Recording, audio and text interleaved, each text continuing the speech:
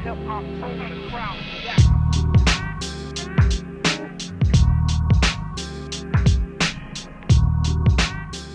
All right, everybody, welcome back in. It is the Rob and Stu Show here on the Pulse Sports Network.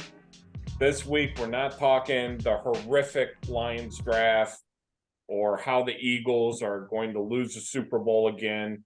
We're not talking about. I'm sorry, that's just true. We're not talking Big Ten previews. That's next week. East Lansing is on fire. We'll get to it. This week, it's all about the animals running in circles. We got a big week here on the station. Subscribe. Pulse Sports Network on YouTube. We got this show coming up. We got a big Derby preview with our friends Mike Maloney and Paul Matties going over the Derby. You're going to want to tune into that. That's coming out Friday on YouTube, along with this show coming up. Undercard, we're going through races 7 to 11. Craig Milkowski, Nick Tammaro coming up, but we start with the reigning, defending, undisputed BCBC champion, El Jefe at In the Money Media, Drew Coatney. Drew, it's good to see you, man. Thanks for finally making your way to the Rob and Stu Show. Last time I think we did it under ITM and just spitballing a little Woodbine. Yeah, it's great to be back, and thank you for the warm intro and runner up in the Grade 1 Gamble. I keep wanting to add my bona fides to everything I can at this point. Yeah, you really got to get that UFC intro. Yeah, there you go. Where you just have Michael Buffer just give you that whole spiel when you walk in. There you go. That's what I expect every time I walk into a contest room, but really no one does. So that's all right. But no, it's been too long. We need to talk Spartan football coming up here. I have no idea what the season holds. And our Lions, I love the contradictory way that they do things. And we'll see if it pans out. But like we were saying before the show, I don't know if they needed any more offensive weapons. I think defense should have been at the top of their list. But that's another conversation for another day. Not a problem, Drew. It's not a problem. Jahmyr Gibbs is going to be catching touchdown after touchdown. I mean, they're going to be down 34, but in the fourth quarter, he's going to be catching so many touchdowns. Down 27. It's okay, though. Yeah. No worries.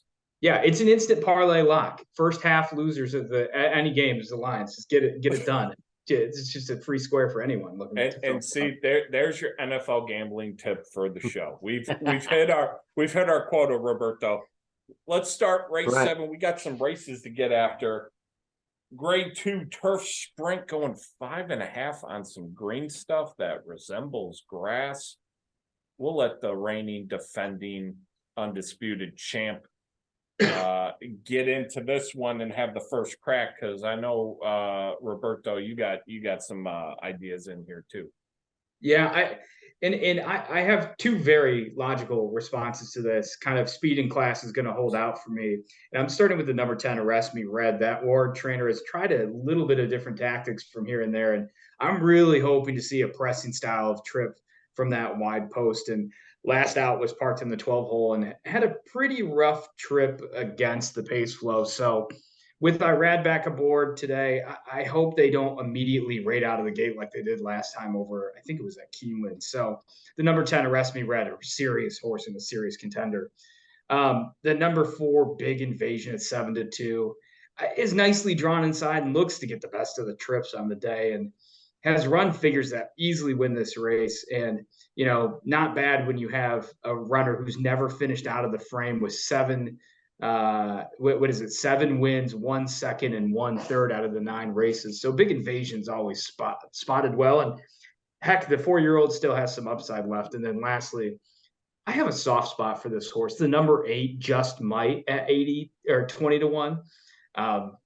I think, as in my write-up, I say it's simply just might get loose on the lead here with the best speed on paper. And heck, if no one else goes with Just Might, this one may be able to get something done. Last out went way too fast, and then 2 back coming off the layoff and on a wrong service just didn't quite fire. So the number 8, Just Might, for me, may have that speed advantage on everyone. But it's a hugely wide open race. So I'm excited to hear what Roberto and others have to say about it. Yeah, I mean, listen, 5.5 furlongs on the turf. I mean, to me, I'm the kind of gambler. Betting the closers in this kind of race always makes me nervous. I'd rather have the speed and get beat because I hate getting shuffled. You know, whether it be on the rail or the outside, you get shuffled and you know you're dead turning for home. You know there's just no chance. So I always like the speed horses. I really like Nothing Better in here. I think he's getting better. You know, Duarte's a Jersey guy. He trains his horses down in Florida in the winter. He brought him back with one sprint here at Aqueduct. I liked him going 6 furlongs that day. I like him even more on the cutback here to 5.5. I think that day stretching him out. I was surprised he actually held on in that race, even though he was the favorite. I felt like they were pointing to this one. Like you said, you know, Just Might has the speed too. And the 13 from the outside, I think, could be a factor with the speed if Gaffleone sends him from out there. The 14 as well has showed some speed at 6 and 6.5. I think the cut back to 5.5, though, I don't think he's that fast of a horse. You know, it's funny. We talk all the time in racing, like speed in a sprint race, but there is a different speed to 5.5 furlongs on the turf. I mean, you got to be booking it out of the gate. That's a different kind of speed. Even the 13 from out there, I mean, you know, he has the speed, but I don't know if he has that much to get out of there and get on top of these horses. I think the post position draw was perfect for Nothing Better. Manny Franco is red hot in New York. I really like the way he's riding. I love Nothing Better in this spot. That's the play for me. And I'm also going to use the 10 a little bit, Arrest Me Red. I mean, listen, you go through the Thoroughgraph numbers, Arrest Me Red is really coming up to a big number. It looks like, you know, if he runs his race, you know, he's probably better than these. You know, not to bash Joel, but I love the going back to Irad. I think Irad in these races, like any other race, I mean, Irad's the best. I mean, he's the money. He's the money man. I mean, you know, he draws perfect too with the 10 hole, but I'm going for a little bit of a price in here with Nothing Better. I'm going for an even bigger price than both y'all. I love the number 3 Evan Singh. I'm going to be using them. I'm going to key him in my verticals. This is a race I think I'm going to key in tries and exactas and take a shot in this sprint. The thing I like about Evan Singh is I really suspect the 7 and 8 are going to really get after it. I know they can get the distance. If you look at time form, they're going to probably get to that 118, 119. You would have to imagine. So you got to kind of project a little bit higher. I know 121 is the projected number on this one.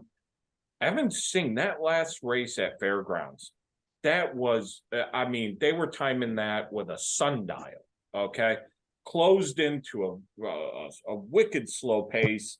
I think second off a layoff, Al Stall, king of Kentucky, king. They throw flowers in his face when he walks onto the track. I really like the opportunity for this one, and it's a horse that doesn't have to be all the way back. I'm concerned Big Invasion is going to be a little bit too far back. I think Evan Singh will be a little bit lower, mid-pack, slightly behind mid-pack. And I think if you can work out a trip here, I'm going to take a shot at 12-1. But I like all your horses as well. I think Bad Beat Brian might be worth it to throw in the number. Certainly that last race, barely losing to Caraval, who would probably be, you know, 3-2 in this race. Probably Caraval would be the odds-on favorite. I think coming into his own as a 6-year-old, and who doesn't like anything by Jack Milton? Okay, let's be real here. So, race 7, I think we got a good handle on it. Let's move to race 8 now. The good old Pat Day Mile. I've got a really weird one, guys. I'm going to save it. Rob, why don't you lead off here? Yeah, listen, this is actually one of my favorite races on the undercard every year. And Me and Stu were reminiscing before the show. I don't know if it's because we both cashed out huge on Mr. Money back in 2019. I happened to be at the Derby that year. That was a in the money play, by the way. Was it? Yeah. Shout That out to was ITM. and that was also right before I went basically like blind drunk from drinking all the bourbon and the mint juleps and the Coronas in between, and that was one hell of a party that day. But let's get back to the race here. I thought this Pate Mile came up pretty salty. A horse I'm really interested in. I don't know if I'm going to bet him to win, but last year at Saratoga, I was blown away with Damon's Mound, the 13. I really loved his maiden win at Churchill. I thought his Saratoga special was awesome. He didn't even break well that day. The way he circled up. Now, at that point last summer, Gulfport looked to be unbeatable, right? He had looked to be, this is the 2-year-old. This is the Asmussen. You're never going to beat him. He blew by him like he was standing still. Kind of disappointed when he came back in the race at Churchill, was up front, dueled weekend. I could forgive that race at a mile and 16th. I thought it was very odd they came back on the grass going 5.5. Just a strange spot, right? Really didn't do much running that day. To me, it almost looked like, okay, maybe they wanted to get a race into him. The dam had raced on the grass before, but definitely an odd move, right? Something that I'm kind of been going back and forth with the past couple days. I mean, the April 9th work, 5 furlongs, 58-3. Well, you would have thought he'd be ready to run a number after a work like that. But, sometimes these horses, they work bullets like that. They don't come back to be 100%. I'm chalking it up to it was his first start of the year. It was on the grass. It was a wide post. They're bringing him back here in the Pate Mile, stretching him out a little bit. And, I could be dead wrong with this horse, but I just liked his run so much at Saratoga last year. I was there for that Saratoga special. Loved his stride in the middle of the lane that day. I have to come back with this horse at a price in here. And, maybe it doesn't make sense. He's probably going to be 25, 30-1, especially from the outside there. But he's a price I have to go with. Just the eye test alone of watching him last year. Another horse I'm interested a little bit in at a price too is Curly Jack for Tom Amoss. Last year looked like he was going to be a really nice horse. Sometimes that's what you have to differ. Sometimes these 2-year-olds, when they turn 3, they're just not the same horse, right? They didn't get better with age. And sometimes that happens. And sometimes it costs me because I fall in love with these horses early on watching them, and they just never quite reach that potential. His first 2 races this year, all right, off the layoff in the Risen Star. Amoss isn't a guy usually that has the horses ready to run 100% off layoffs. He likes to let the horses, even his maidens, he likes to let them run. He's not always a first-time out winner. Louisiana Derby, he was a step slow out of the gate. I didn't think it was a huge deal. Really didn't do much running, but let's be honest. Kingsborn got to the front with those fractions. The race was over. Nobody was making up any ground. Everybody stayed basically in their position. So maybe the cut back to a mile, they find his sweet spot, but he's another horse I just liked so much last year that I got to try him again. And General Jim runs the numbers. I was looking through the Thoroughs today. He really does run the numbers. I thought he was impressive in that Swale Stakes. I mean, you're getting the Hall of Famer, Shug McGay. I mean, this horse should be ready to run a number in here. A mile 2 just seems to really suit him perfect, even a little bit longer. I mean, he won on the grass last year as well. But, Damon's Mound is just a horse I can't get over at 20-1. I never saw a 25-1 I didn't like. So that's where I'm going in here. Drew, there's a lot. I mean, I'm going through this. You can make a case on almost every single horse in this race. Yeah. This to me is probably I think the most potential on the stakes races for a number to pop up. Do you got a number, or are you going short here?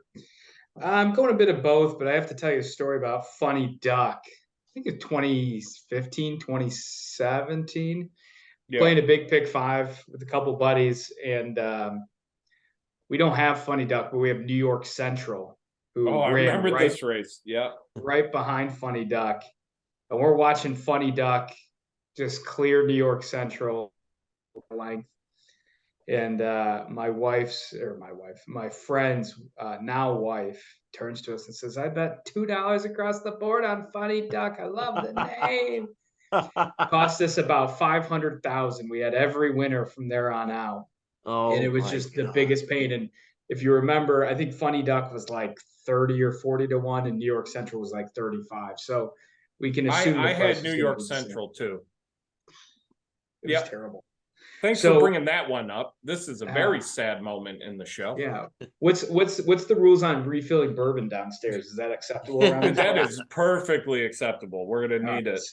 So let me get into it, because I'm fascinated by the tote on this race, even just in the win pool, because Fort Bragg, the number 7 at 9-2, is really hard to overlook with the company this horse has kept.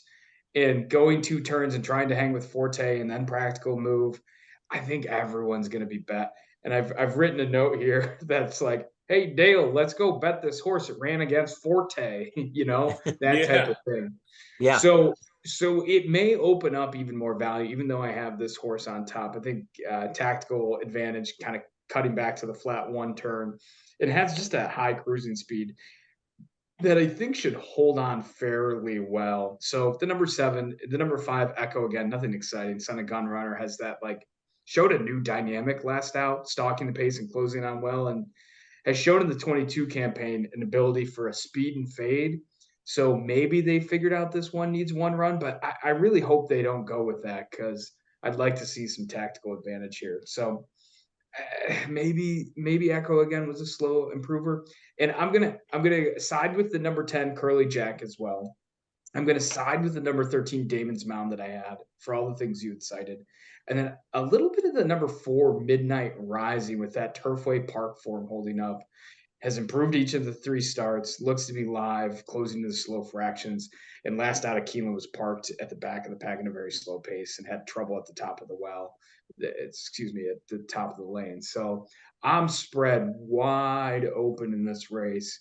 I'm going to use probably 6 or so horses in my pick 5 to kick things off, but it's hard to place a 1 wager. If Fort Bragg gets bet down below 9-2, pass. If he stays around 9-2, that feels good, and if it goes lower, I'm looking at one of these live long shots. Maybe just get live in a double into a horse I have a pretty strong opinion on in the next. I'm with you. I think really I'll just go with the ones that I don't have an interest in. The 2, the 6 and the 8. I don't have interest in. The rest of the field I'm all about. That's an interesting handicapping approach. Yeah, there you go. Dreaded last He's got a words. 10-horse box. That's back at Rick's. It's like walking down in Rick's at Michigan State. It's like, so what women are you interested in here, Stu? And it's like everyone but the bouncer. Everything is fair game. So that really narrows things down for me. And at Rick's, you'll get all of that. And that's the nice part. You got to open up your options. Nice Rick's reference. You strike me as a crunchies guy. Anyway, 100%. Yeah, buckets and Long Islands. I'm with you guys. I have a little bit more interest in Kangaroo Court. When I'm playing this vertically, I'm going to take a shot vertically. Kangaroo Court strikes me as should get a good position along the rail. Stalking trip, and I don't know that Kangaroo Court's much further off from Fort Bragg. It might get that first jump if how you see it playing out, Drew, which makes a lot of sense for Fort Bragg if you're a Fort Bragg guy. Shout out to the Ranger Reg. Yeah, it could get the first jump, and I'll take a shot because I think you're going to get that price. But I'm going to the longest shot in the board, and this is one I'm keying in my try for this race. And that's Freezing Point. Now, a 50 to 1 shot, okay? I get it. This horse is not 50 to 1. That's your uncle that trains him, isn't it? How dare you? How dare you with this Polish racism, ethnicism? That's horrible. But yes, it is. We ate pierogies last winter. That's right. in There you Detroit. go. There you go. Some poochkies and pierogies down in the Yeah. Hamtramck. Oh yeah, exactly. Don't forget the kapusta and cabbage roll. But I like this horse. First of all, I'm a sucker for Corey Lannery in Kentucky. You know, Corey's going to be there on Kentucky Derby Day. He always finds a way to get into the winner's circle. It feels like historically. And you come into this coming off that Keeneland race. I think that with the pace dynamics, this you can close into a fast pace. I think you're going to get a fast pace here. It's time coded red in time form as a fast pace. Going to be a closer. I think you can easily see this one sucking up into third, maybe even second. I'm going to be keying them in exactas and tries, trying to get a big old price. Hopefully pay back for a funny duck because I deserve it. But certainly making a good progression. If you look at the sheets, Rob, I'd be interested on what the rags say here. But I feel like a mile's right in his wheelhouse. Hasn't really done anything wrong. Good speed figures, good pace figures, trending in the right direction. Third off a layoff. I think there's so much to like here. I was shocked when I first saw this race, though, and saw 50-1. I just don't understand it. Yeah, if he wins, I'll never hear the end of it from you. We might as well change never. the name of the show. Oh, yeah, quit. To the freezing point. I mean, quit. I'll make you quit. Yeah. Good name. We can market that. Absolutely. You. We got a business manager on the line. But yeah, I'm just looking for a reason to throw him out and why he's 50-1. It almost to me he's much closer to 20-1 than 50, but yeah, and I mean here's the thing on this whole race. I think this is why we see chaos from time to time. You've got two divergent groups of horses. The Derby Trail horses that now have to play, oh shit, what do we do now? Fort Bragg falls into that company. Yeah. Then you have the upside type, exactly like you talked about. Who knows what this horse is going to be? Tending to the hot pace, making what looks to be a middle move. I'm just looking at charts. I haven't watched the replay. And then you mix in the fact that, it's a huge stretch on the backside where speed happens to develop often, and a pace meltdown is likely for these young horses who are untested, who only know one way to go and is going to run. How many times have we seen that, Drew? You're 100% right. So if anyone's getting mad about creativity in this race, they need to go pound some sand. And if you like that horse, I mean, it's nothing's off the table in this race. I'm going to take a shot. I'm not usually a try player, but I'll be playing it here and just hoping to get lucky. It'll be an expensive bet, but we're gonna fire away. Yeah. Well, I look forward to attending the Freezing Point podcast coming up soon. Yeah, it's gonna be really exciting. Oh yeah. Yeah. First subject: why Jalen Hurts is overrated. Race 9. Yeah, we're going to be serving kibasi and pina coladas on the next Rob and Stu Show. If Freezing Point wins. 3-year-old American Grade 2 on the turf. This has got some firepower. Mile and 16th on green stuff. Drew, you alluded to it. I'll tee you up because I know me and Rob are kind of lost here in terms of where we're going. Yeah, and I mean it kind of starts with the idea of, do you like Carl Spackler or do you like Farbridge better? And I was really disappointed in Farbridge's race, although one burst clear. But I call kind of BS on that, with Farbridge getting the rail ride and the kind of the perfect stalking trip where the seas parted for Jose, excuse me. And I'm excited to see Carl Spackler. I would love to get the intel why Carl Spackler scratched out of a Keeneland race. I think it was Keeneland this spring, and is going to make his lone start here. And I just think this horse is just making great strides forward. The number 11, Carl Spackler at 3-1. Anything about that, I'm all for. I think there's a lot of pace. And I have a couple pace plays here as well. Hold on, let me let my dog out so we don't have to listen to the whining. No worries. ITM is a dog-friendly place. Very place. shout So is this out. show. Pour one out for Muggsy. Yes, the handicapping Labrador. So the number 14 Web Slinger, if you excuse that Breeders' Cup Juvenile Turf event, this runner has been giving very honest performances in each of his last 6 starts, and last 2 had no pace to run into today, and I think is almost guaranteed to get that. And Cassie, as a trainer, knows how to spot him. So That if this that horse two can back, Drew, to your point, that 2-back goes into a very, very slow pace, and that's a great point. And just remember, figures are built off final times. So imagine if Usain Bolt was trying to jog for the first few steps out of the block and then finish strong. There's only so fast a horse can race.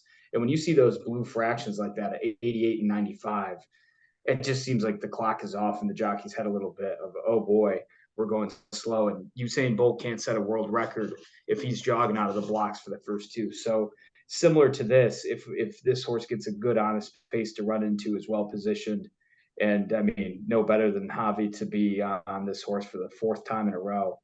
Web Slinger is at 20-1 is hard to pass up. And then the other one I had in here, Johannes at 15-1, perfect 3 for 3 on the turf. Speed gets loose maybe, and then Major Dude, proven in stakes company, and should be pressing the pace 1 to 2 lengths. I'm going to use as a saver on my exotics as I work through my pick 5, but I'm going to focus on those 3 horses mainly: Carl Spackler, Web Slinger, and Johannes in this event, because I think it's brilliant. I think it's just a fun one to look at. Yeah, this is a stellar race. I mean, these undercard races are awesome. There's so much intrigue, so many good betting angles. Sometimes I know, like last year with the Saratoga meet, and last year on Belmont Day, it was a lot of short fields, right? A lot of big favorites. Everybody, even though people don't complain on Twitter, I've never seen one person complain on there. Certainly not me. No, never. Yep. Yeah, no, never. I mean, these fields in these 2 days at Churchill, Friday and Saturday, are incredibly deep fields, but they're also good betting races, right? There's not. I think there's a lot of room for value, and it might not be the most dominant horses, but I think they're really good gambling races. And I probably won't hit one, but the intrigue will be there, and I'll be dead broke by Saturday night complaining to Stu or betting baseball in Atlantic City and just drinking bourbon and my wife yelling at me. But listen, I mean, that's what we do. I'm really interested in here. Yeah, I'm really interested in here.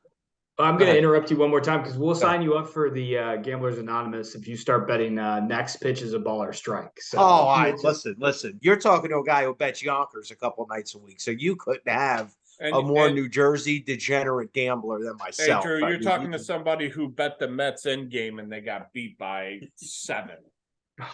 Yeah, right, I mean, this is by the way, to all our Mets fans, we got a lot of Mets folks listening. You're all dead to me. That's right. Joe Baggs is dead to you. Oh, dead. Scott dead. He's dead. Dead. Both of them dead. Chris and Lewis too, both dead. Yeah. Yeah.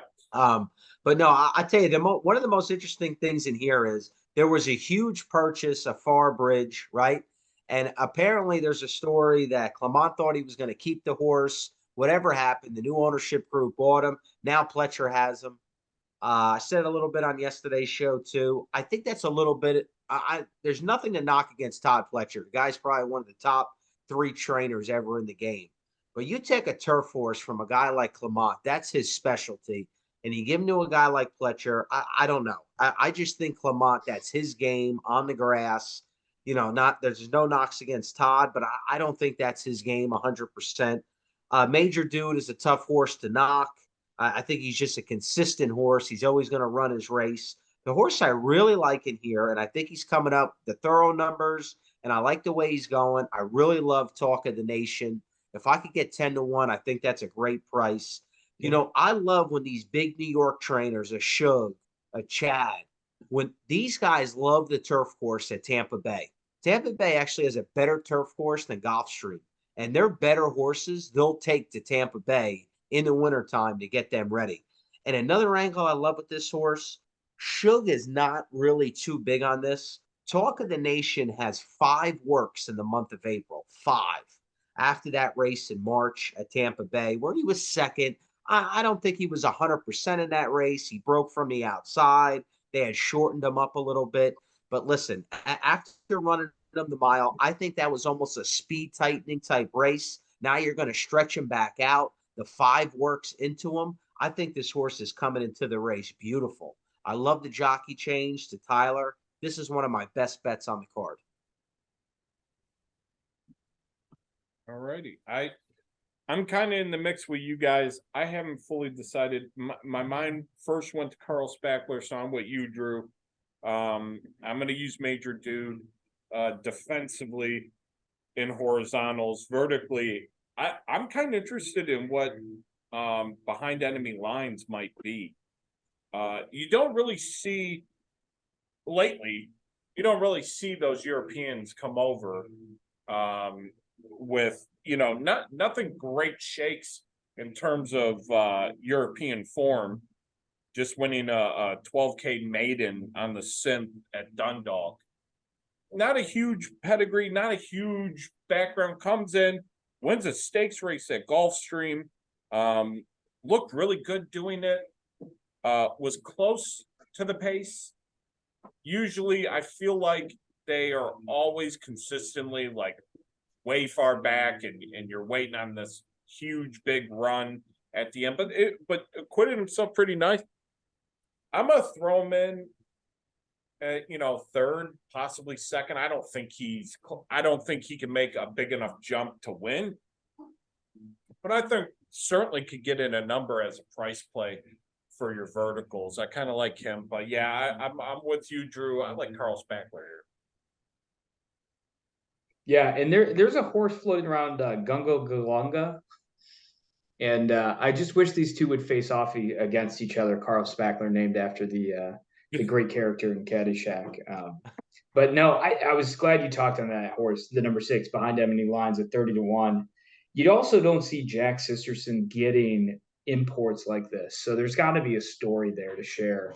And yeah, it's nothing like a stakes race at Dundalk named Wednesday Racing at Dundalk. Is what the lines say. So. No, I think it's a fun one to see. Yeah, I'm interested. Like you guys said, it's a great day of racing. Drew, it's the busiest week of racing in the money media this week. I'm just surprised that PTF doesn't have you chained to a radiator right now. He does. I'm on call 24/7. I did want to give you a beatable favorite, and I don't think you guys are going to like it. I think Goodnight Olive loses by a lot in the 4th race in the Derby City Distaff, because last out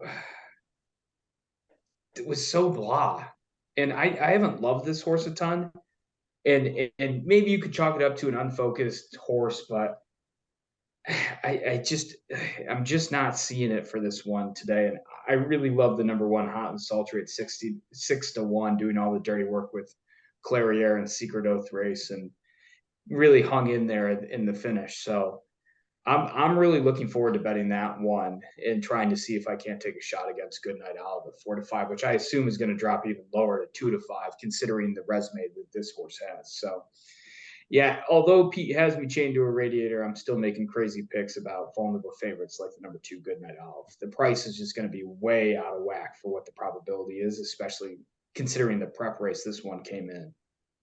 You're 1,000% right. She really wasn't that impressive that day in Madison. I mean, it kind of wasn't a great field, but I really wasn't blown away with her performance. I was all in against her in the Filly and Mare Breeders' Cup Sprint. That turned out to be wonderful. But I agree with you. I'm definitely not in love with her Saturday. With Hot and Salty, do you worry about the off Lasix?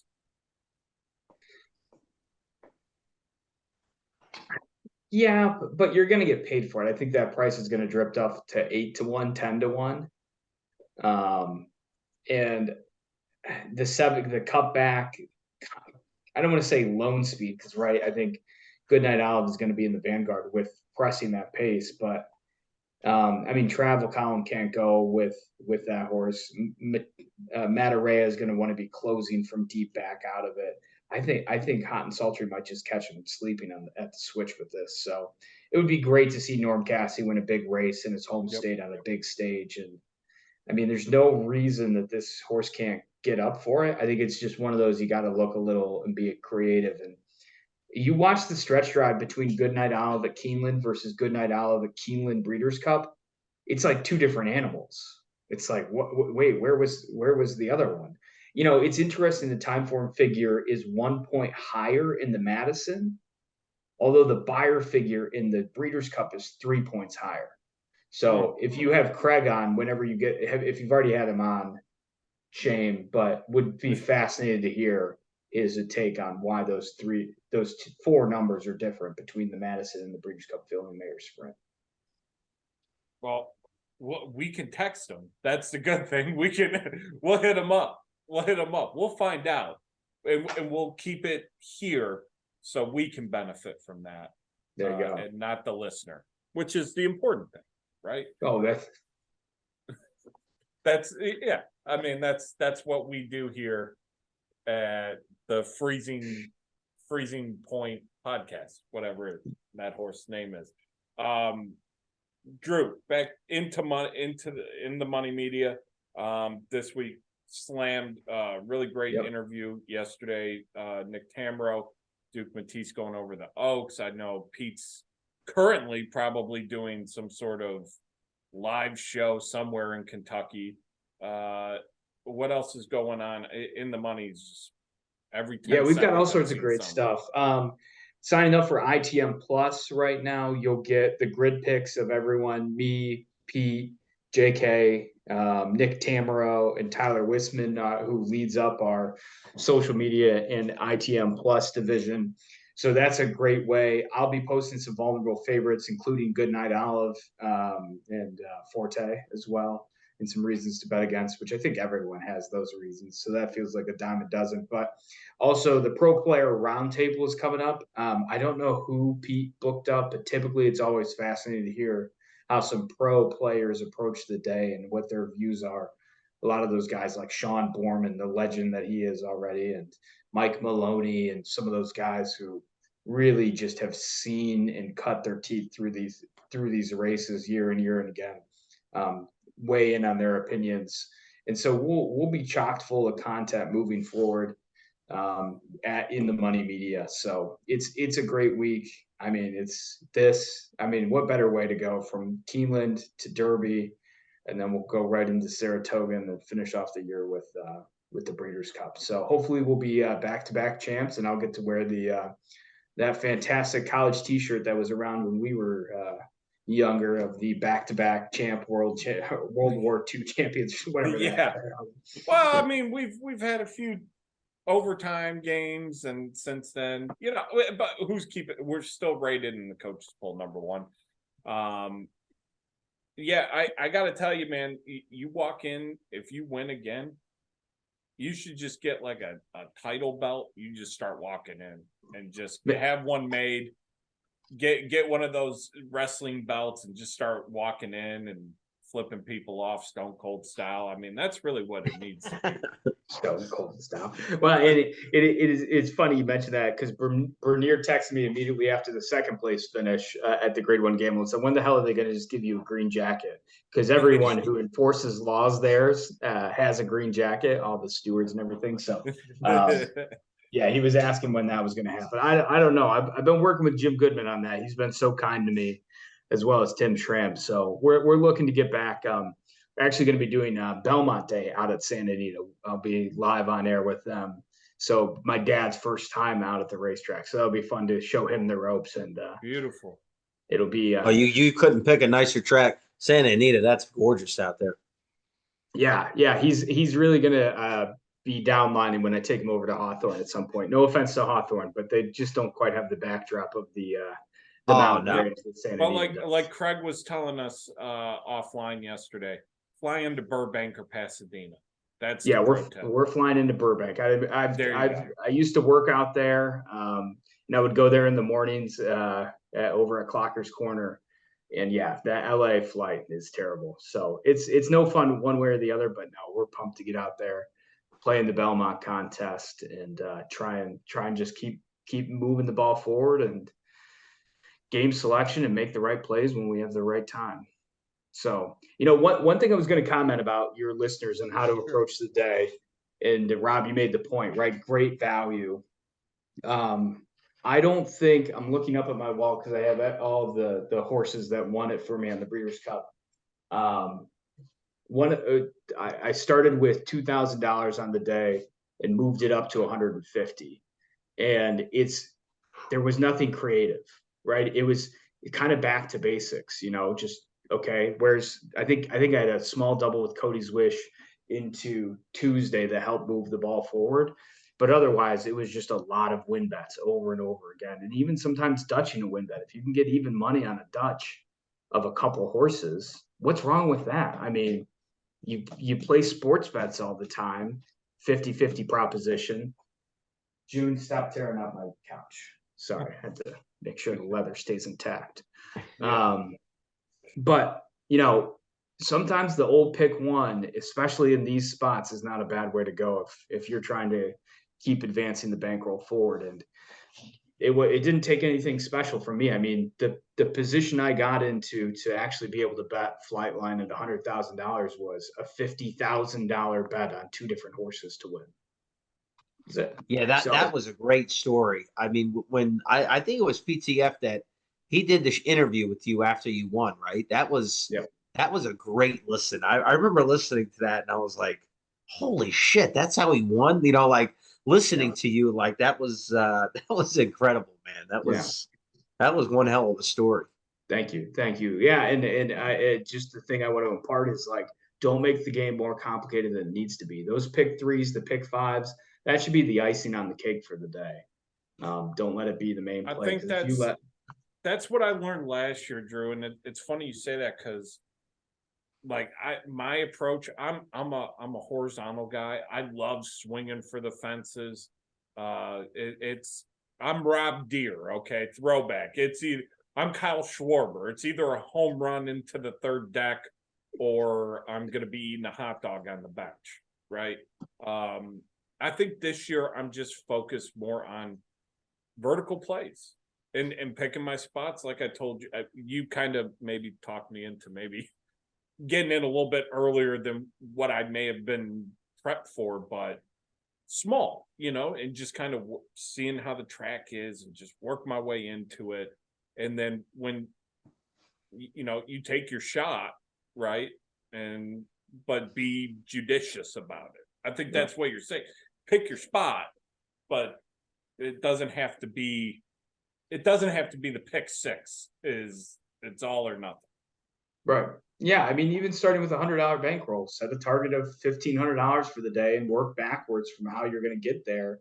And I think all of us would be happy if we won $1,500. And then you take $25 or $50, right? Scale it up or down as you need to, and play those bombs that if everything works out perfect, you're going to end up with 15,000 more.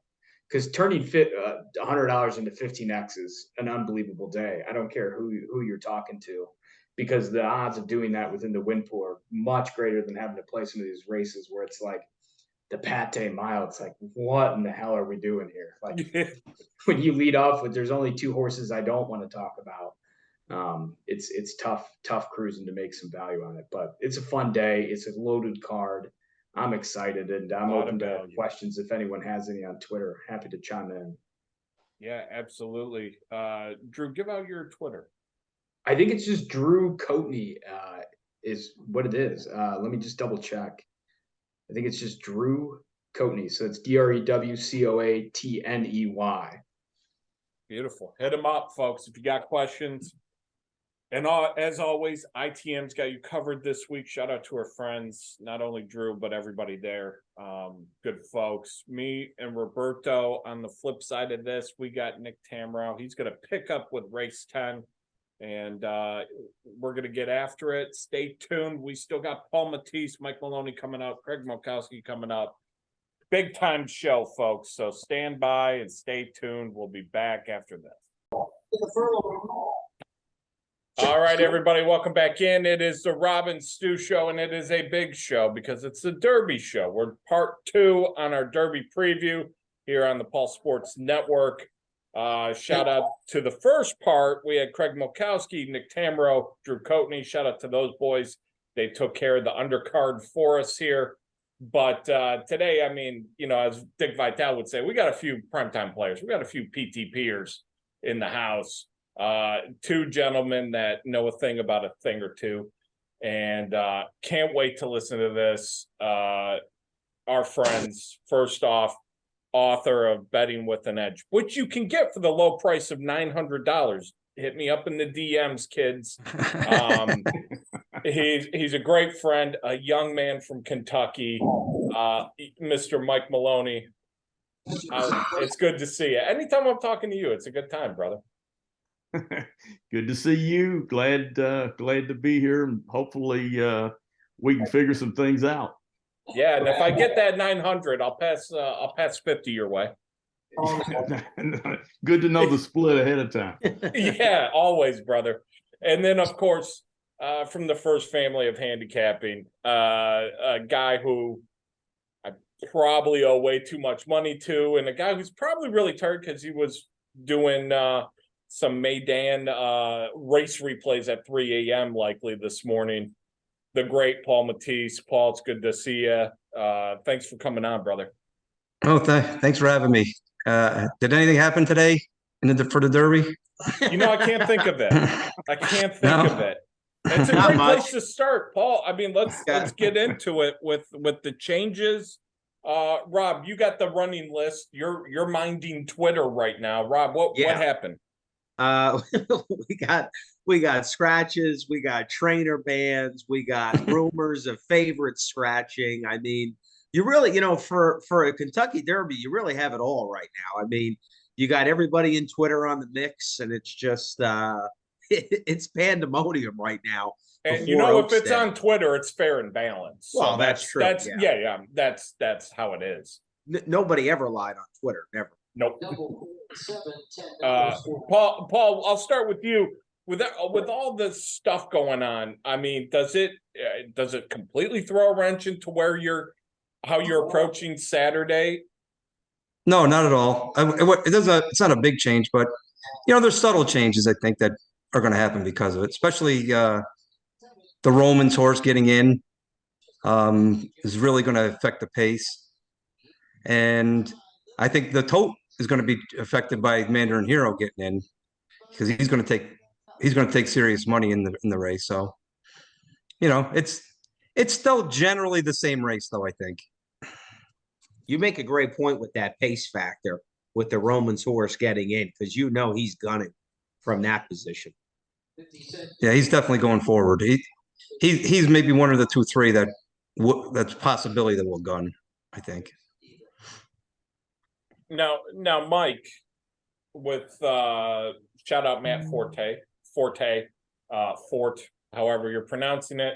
Up in the air, didn't have a great work. There were some issues, rumor and innuendo. How do you address Fort coming into this race where it's you know, it's not been the greatest week for him, let's just say that. Yeah, and I'm not the greatest workout guy, or I'm not even a good workout guy. So I'm dependent on other people for that stuff. I see it as kind of a choice between 2 paths on Forte, because to me it's either he washed out in the Florida Derby and he you know, that just wasn't his day. Maybe he wasn't fully cranked, and you know, he just didn't run his A race, and now he's going to come to his A race. Or the other road is he just hasn't moved forward that much as a 3-year-old, and he's just kind of flatlining and not moving forward. So I can't really, you know, I'm not confident on either side on making that call. So Forte for me is just going to be a use. He's not going to be a key. All right. Well, I'm going to press you and see if you do have a key in this race. Well, the interesting part about Forte, right? They were saying before the Florida Derby, he couldn't control himself. Like you said, Mike, he was all washed out. And that's only the Florida Derby. How many are people there? Maybe 5,000, 6,000 people. I mean, when this horse gets in the paddock ring at Churchill, and the weight and the way they draw that out, and the crowd, and the people drinking at that time. I mean, that place is almost like it's like a rock concert before those horses go to the gate. I mean, it's going to be. I wonder if he's really going to be able to control himself. I wonder if they're going to send him out with the pony and let him just go out a little bit earlier to try to keep him calm, because in the Florida Derby, he was really getting himself worked up before that race. Well, a lot of times at the Derby too, I haven't. We're actually going up for the Derby this year, but I haven't seen the new paddock, or the temporary paddock, I guess they're calling it. But my experience is, if a lot of those horses that wash out and lose it in the Derby, they're washed out and lose it in the paddock. So it happens pretty early. A lot of them are just, they've lost their chance before they ever walk onto the track. Mike, of course, going to be next to Drake. He's going to be in Drakestown for the Derby. I was looking for Jack Harlow. I was. Okay. Well, yeah. I'm sorry. Excuse me. Okay. That's that's just how Mike rolls. I want to get Paul's opinion on this, but I want to shout out the work you did, Paul, with Sean Borman last week. He's not as cool of a Kentuckian, but he'll do. He's pretty okay.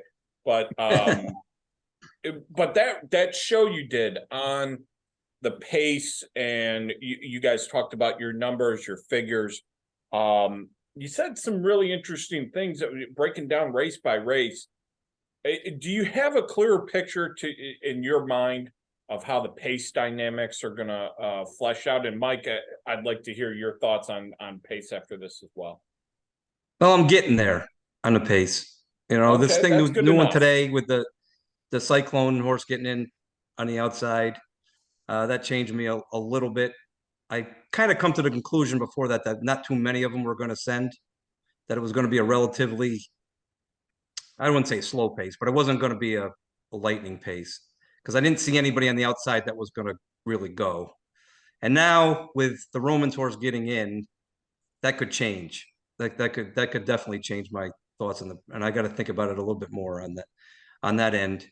But no, I do think that the key thing to remember is that Lemaire on the Japanese horse, Thermus Sokiaki, he got burned last year, for people that don't remember. And he probably got criticized pretty good for going too fast. And I can't imagine he's going to do that again. So, I think that is going to be a strategy into the race, where now with the 21 going and clearing on him, I don't know exactly what he's going to do. That kind of, in my mind before the scratches, I thought sure he was going to rate and just try to tuck a little bit and actually rate in behind horses, because that horse isn't that fast either.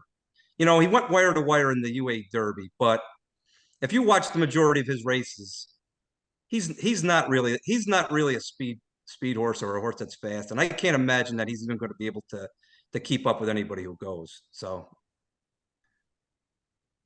Mike, your thoughts on the pace? The Romans horse getting in actually made the pace easier for me, because I was a little confused on the pace, and now I feel like there's enough pace in there where no one's going to get a huge advantage just by stealing away, or the pace is not going to get back down so much that it's going to eliminate horses from too far back in the pack. So it kind of clarified the pace part of it for me, because I don't think Cyclone Mischief is I think he's a pace factor. I don't expect him to be around at the end. He looks like a horse that his best in my eyes would be filling out the Super or the Super High Five, something like that. He could take it a ways. That's the only thing, maybe. Yeah, no, he could. He's not like I don't think he's a nothing. But no, I agree, and that was a supersonic pace down there at the Florida Derby. So I know exactly what you're saying. And I totally agree with you on the Derma Sotogake horse. I think that that horse is not a real point.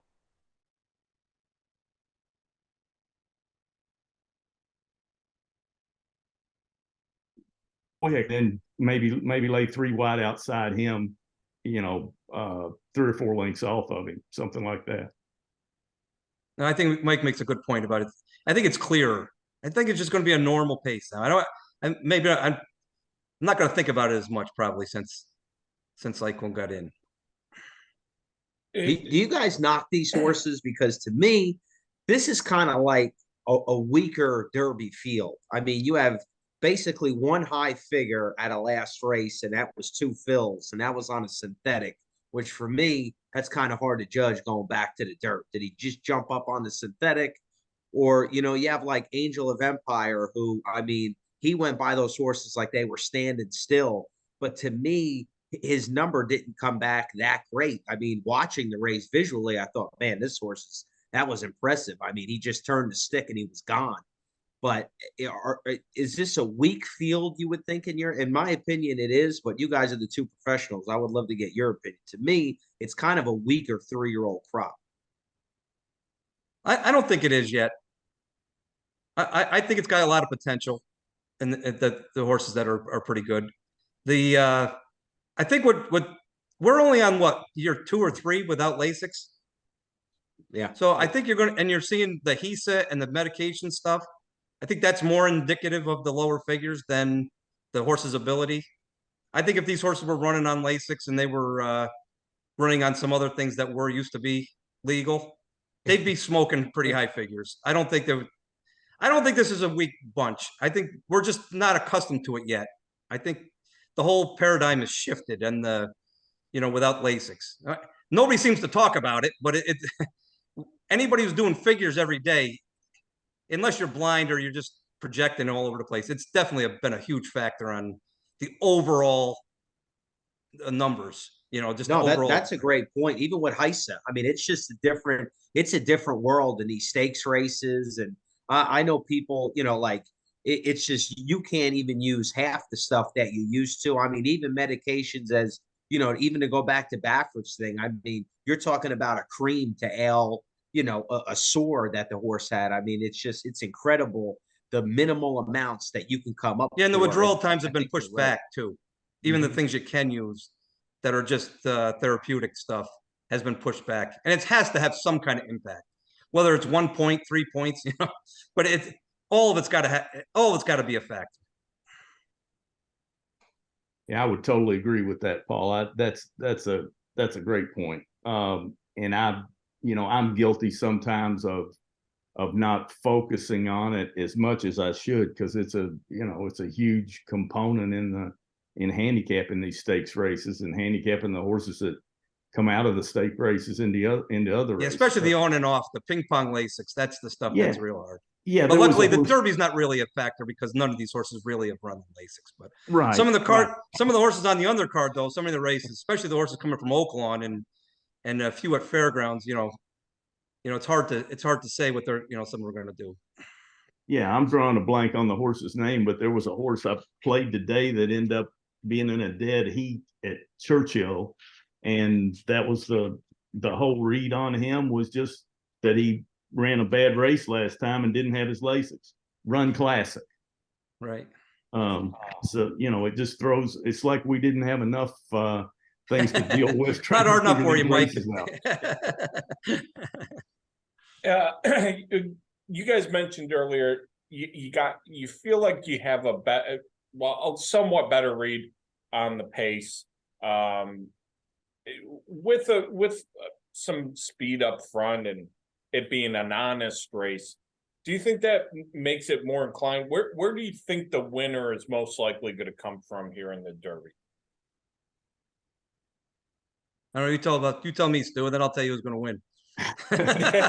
I got to think that middle back trip is going to be okay, right where in theory Matt Forte would be running, but I'm gonna I don't know with where he's at. Maybe Well, you know, a horse like Mike will Skinner. probably agree with me on this too. This is a Derby that could be affected by a bias, because they're evenly matched, especially the good ones. And and the way I was seeing how the race is going to play out, I could see different inside flows, outside flows, to this race. I mean, I think if an outside flow race comes, the more I looked at it, the more I thought Forte and Angel of Empire are going to have huge edges because they're going to kind of get first runs probably on tap at Trice. And if he might be better off, I know he's run on the outside, but he might be better off if it's an inside flow type race where he comes up and follows verifying in 2 fills and then tips out, one of those jobs, that would be like his ideal trip. But if it flows outside, you're gonna see those 2 horses come in slingshot. That Derby slingshot on the turn. They're gonna rocket around him. I think what might hurt those 2 horses is the fact that it may not be an inside flow. And so far that the Churchill horses on the outside, I played a horse today that I thought sure was going to win the whole race there of I forget his name too, Mike. We're getting old. The 10 horse there of Maker's horse that ended up 3rd in the race. Yeah, he was like 6-1, right? He finished 2nd. Yeah, and he was trying to make that Group hug, maybe. Group hug. Yeah, that's it. That's him. It. And I even mid stretch, I thought he was going to win, and he just couldn't even. It seemed like he was up against the flow of the track. So I think it definitely watch the races on Derby Day. It's supposed to rain. It could change. So I mean, a lot could happen between now and the Derby too. So I do think that this year might have an impact. I love what you said about inside outside flow, Mike. Is that something you've been seeing this week? Yeah, I think I totally agree with what Paul said. Just the hung wide trip all the way around on the dirt has not been good so far. If you can kind of do an inside out move and be wide maybe, but you haven't been able just to stay wide. Now it seems like Oaks and Derby Day they usually change it up. And sometimes they'll change it up during the card. So we want every edge we can get, and we have to watch the track for sure. But just be aware of a couple things. Be aware that they will like tighten that track up sometimes before the big races on this weekend, and be aware that if we do get some rain, Churchill Downs track dries out unbelievably well. So you might be surprised if you get a significant amount of rain and a couple hours later it can really be fast and ready to go. So there's something else to keep in mind. I'm gonna press you. Mike said that he's got a stone cold play singles all across the board in the high 5. So I'm very excited to hear that. It's my Chris Harn play. Yeah. Single. Yeah. It's really nice. It's very aggressive. Paul, now, you guys have, obviously the speed figures, the numbers, everybody looks, the sheets, everybody has everything, thoroughgraphs. Just as an old school handicapping point, trainer wise, is there something you put into your handicapping as far as trainers? Like most people will look and see Todd Pletcher, probably top 5 all-time trainer, right? But to me, watching Pletcher over the years, sometimes his horses, even though he's won the Derby, I always feel like his horses sometimes they don't show up for this race for whatever reason. I don't know why. He's burned money in the past. I know I bet him in the past. Now he has his victories, but like a Brad Cox, basically an up and coming. No, I don't want to say up and coming. He's already one of the best trainers in the country. But I mean, as far as trainer angles when you go into this race, is that something you use or never? I think the Todd factor is big in the Derby. In my brain, I was thinking that he was been doing better recently. So I went back and I actually this week I looked at every in my database, which is like 2002. He's 2 for 50, but he's had 32 horses out of 51 or 54. 32 out of 54 had moved like an X, what the sheet guys would call an X. where they had completely run 20 points or lower, and he has no horses that really moved up.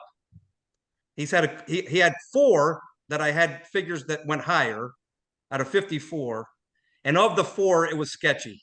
I mean, you can make an argument that this one was with the track, and I'm not 100% sure, because in the Derby, you couldn't even say that the bad ones flopped, because, well, you could say that the bad ones didn't run good, but even the ones that turned out to be really good horses and great horses didn't move forward on the Derby, and actually a lot of them just paired up, slight regression, and those horses turned out to be really good, and good horses like Any Given Saturday and Audible and a couple of these other, horses that went on, and the recent ones that have done real good, Vino Rosso and the horse who won the Belmont.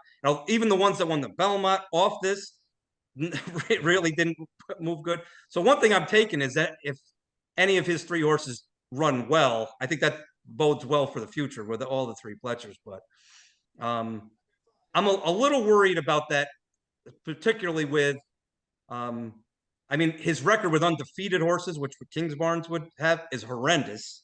They all regress to nothing. So I really didn't like Kingsbarn anyway, but that kind of cinched it for me to throw him out. And the other 2, I think pretty much the other 2, if they're going to win, they're not going to win by going forward. You could make the argument that Tapit Trice and Forte are the best 2 horses right now already. If nobody else moves forward, and I think that if in the scenario that one of them wins, that will be the case, that nobody else moves forward. Because I don't think either one of those 2 horses will go forward.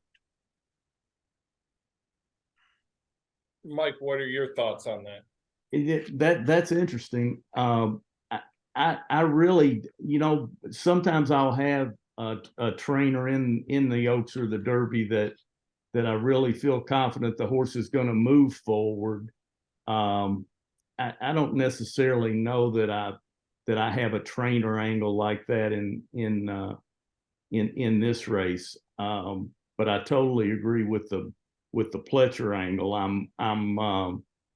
It makes me a little nervous when my data is leading me to Pletcher, because I'm always a little hesitant in the Derby. It just he has those wins, but he's not. There's other guys that I feel more comfortable with. Like, he has a poor record. Doesn't matter how you slice it. Whether that's going to continue. I mean, that's the whole thing with stats all the time. I think sometimes stats are misleading. You get into this stat where it says, that's why I don't like them 100%, because they'll say, this stat is 0 for 6 or 1 for 8 in the ROI, but it's just random. And it actually turns out that it's probably a sign that they're going to do better down the road. You know what I mean? It's just not even indicative. But I think there's enough that we've seen with Pletcher, and it's probably due to the fact that he points so hard at every single race. Like every prep is the Derby for him. That he just drills and drills and drills right along. So and that's probably why the ones that don't flounder after the Derby do well, because they can hold up, and then the other ones fall out. That's probably the explanation for it. But it's just worth noting. It's one of those things where and especially this year with like I said before, the 2 Pletcher horses seem to be the 2 best horses. I've run the best races going in anyway. Mike, I want to get some picks down, but I'm going to challenge you. Give me some horses that, and I'll ask the same to you, Paul. Just give me some horses that are going to be on a ticket, whether it's vertically, horizontally. Give me the horses that for sure that at this point, because you guys aren't, touts here. You got up until 5 minutes to post to get your final thoughts in. So, I see if this helps, Stu. I have, I'm just trying to. It's like making soup. You just kind of keep it on the fire, and eventually it boils down a little bit. But I got 6 horses that I think can win the race. I got Angel of Empire, Derma Sotogaki, Skinner, Tappet Trice, Forte, and 2 fills. And then I got a couple of bubbles, Verifying and Mandarin Hero. Confidence game. I really don't think he can win, but he's the next on the list. But that's the short list of not so short a list, I guess, of the horses that that I'm most interested in. So when I get it to that point, then I just start thinking about value, and consistency, and who I can rely on to key a bet around. I've got questions about value. We're going to get to that in betting strategy for the day, especially for Saturday, because it's unique. Paul, do you have similar numbers? I know you mentioned last week with Sean, Skinner was getting a longer look for you. I feel like Skinner's kind of getting lost in this, especially how you. I don't want to rehash what we talked about before, but on that other podcast. But real quick on Skinner, I think if you think that the Santa Anita Derby was as fast as like Beyer does, I think you should be loving Skinner in the race. I don't.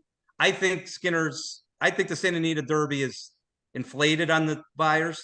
I don't think the figures are that good.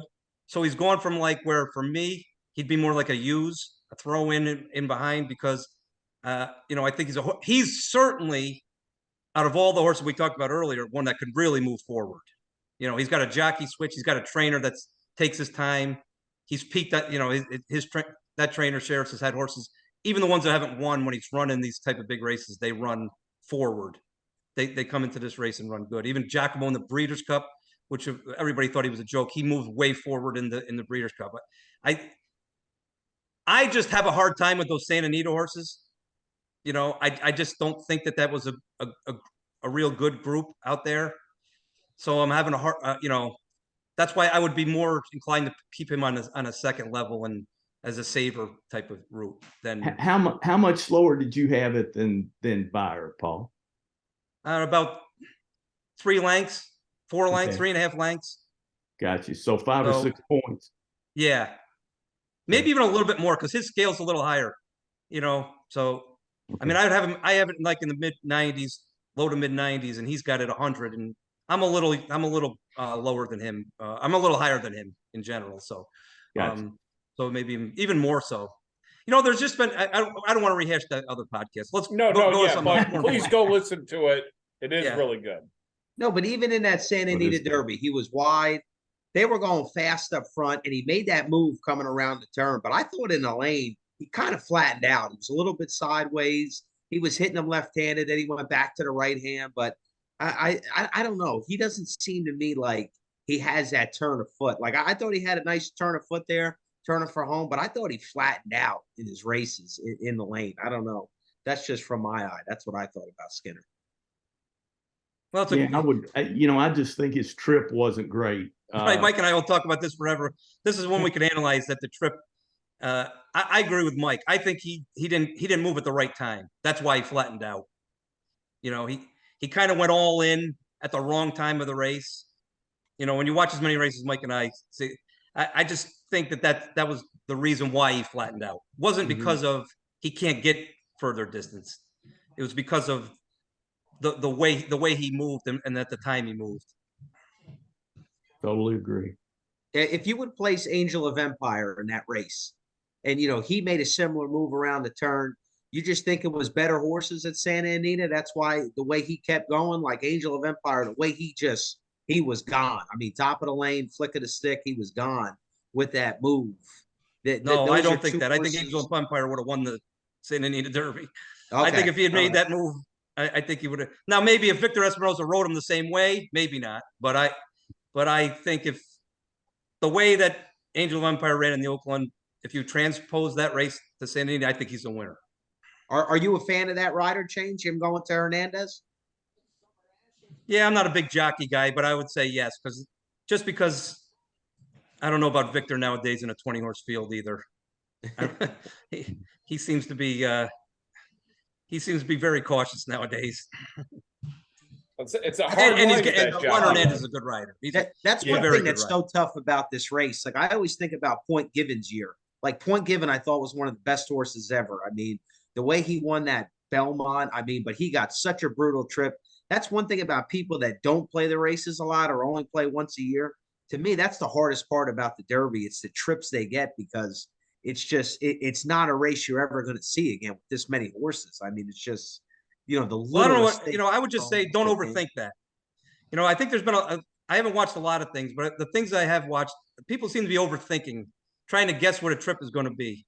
You want to look at the trip after, going in ahead of time. You want to get an idea of how the race is going to go, maybe protect yourself from somebody getting a real bad trip. But predicting a real good trip is impossible. You're going to drive yourself nuts. You don't want to do something like that. Trying to predict Rich Strike, you're not going to do it. You ain't going to do it. You know what I mean? It's it happens. That's racing. That's why we love it. And you use it afterwards, after the fact. You can judge the trips, but you don't want to start predicting. That's not part of handicap. You don't want to start predicting what's going to happen as far as how the trip is going to fall out. That's a great point. Paul, Especially in the Derby. I know. Maybe in a 4-horse we field or something. Yeah.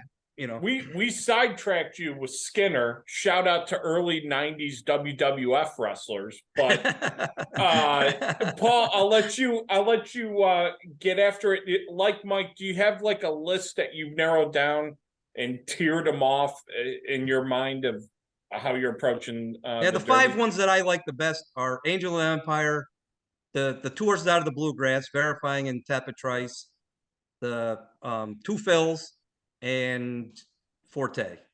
They're the 5 that I think are the top, the high echelon of the horses. I mean, it sounds like I'm taking out a second mortgage. I love it. No, responsibly, of course, responsibly. On that note, though, betting strategies, and me and Rob were talking to Drew Coatney in part 1 about this a little bit, getting into it. I'll start with Mike, since you have a book with multiple chapters devoted to this idea. When you wake up in the morning on Saturday, what are the things that Mike Maloney has to do betting wise? Because we all know it's 20% about finding the horse, and then it's 80% about how you bet the horse.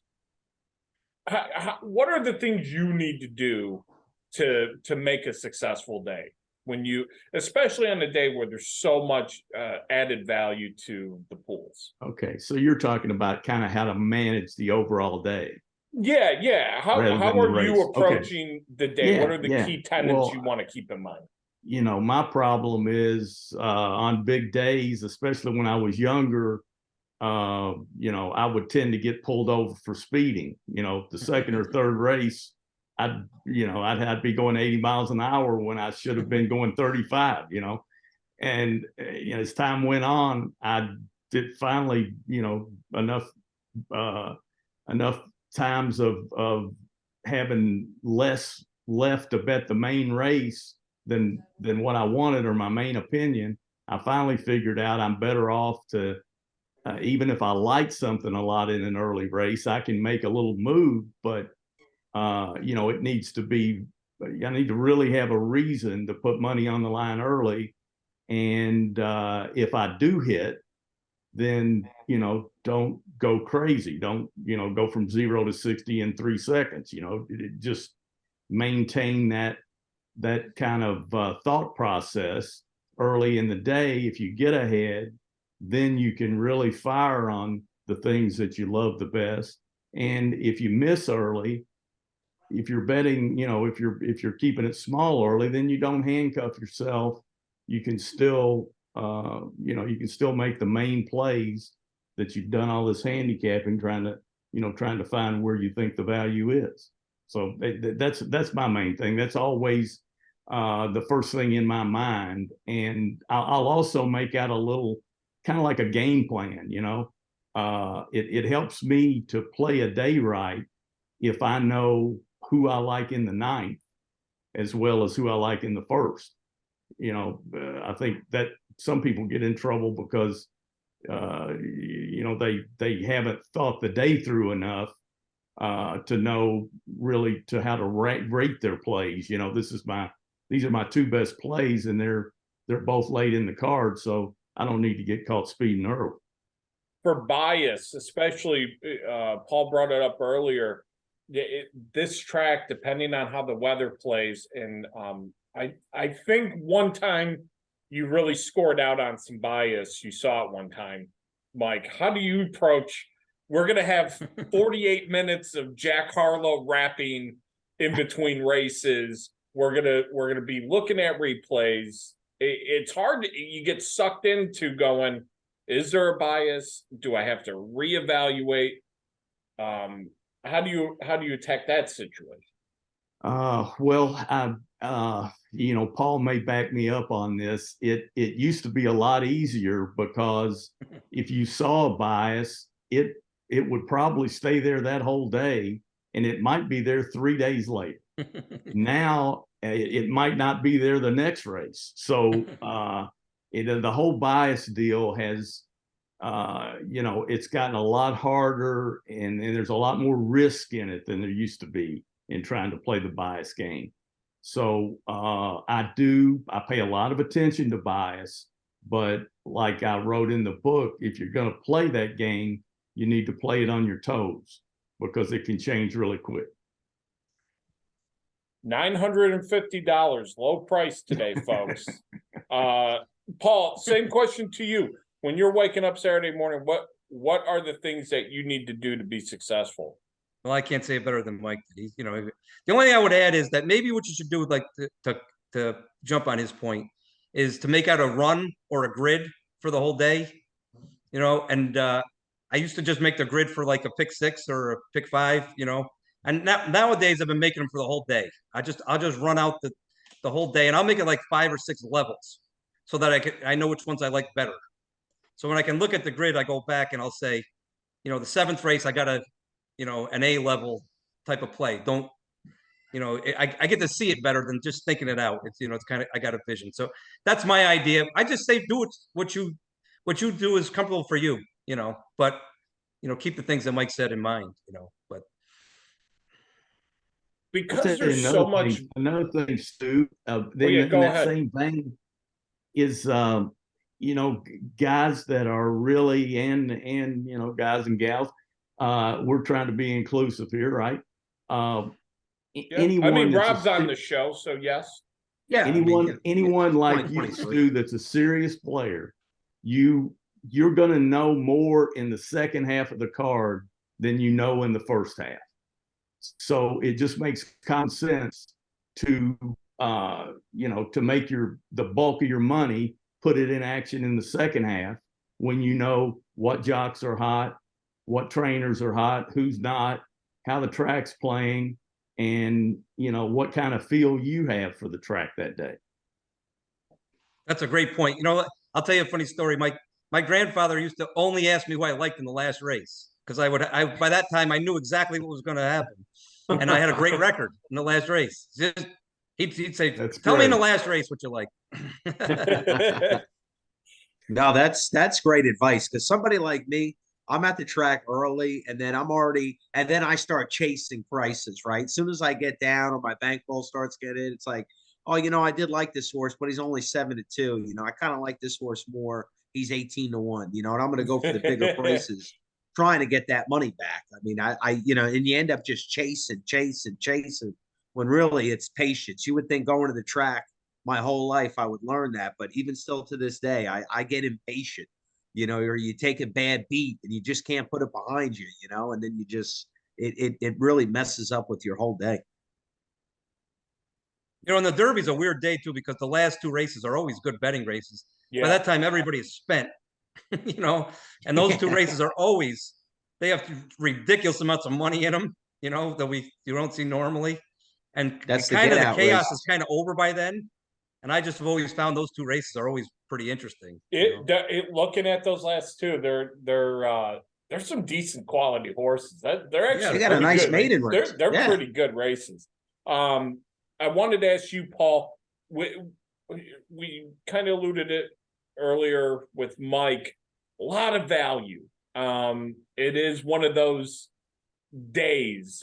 Steve DeWitowitz wrote a whole book about the special days. For you, how do you alter your play? Do you change it at all in terms of how you're betting or what you're focusing on? Legendary pick 6 guy. I mean, do you change up? Do you focus more on that? Do you focus more on other things? How do you play the day? Well, the whole day on the Derby is, like I said, like Mike says, you can get overwhelmed. That's for sure, especially with chasing too many of these pick 5s and picks. The one thing that I've learned that I didn't do, a mistake I made, is when they went on to these pick 5s, I was trying to get them all, and I'd be in the first one, I'd be in the next one, I'd be alive and I'd be firing into the next one, and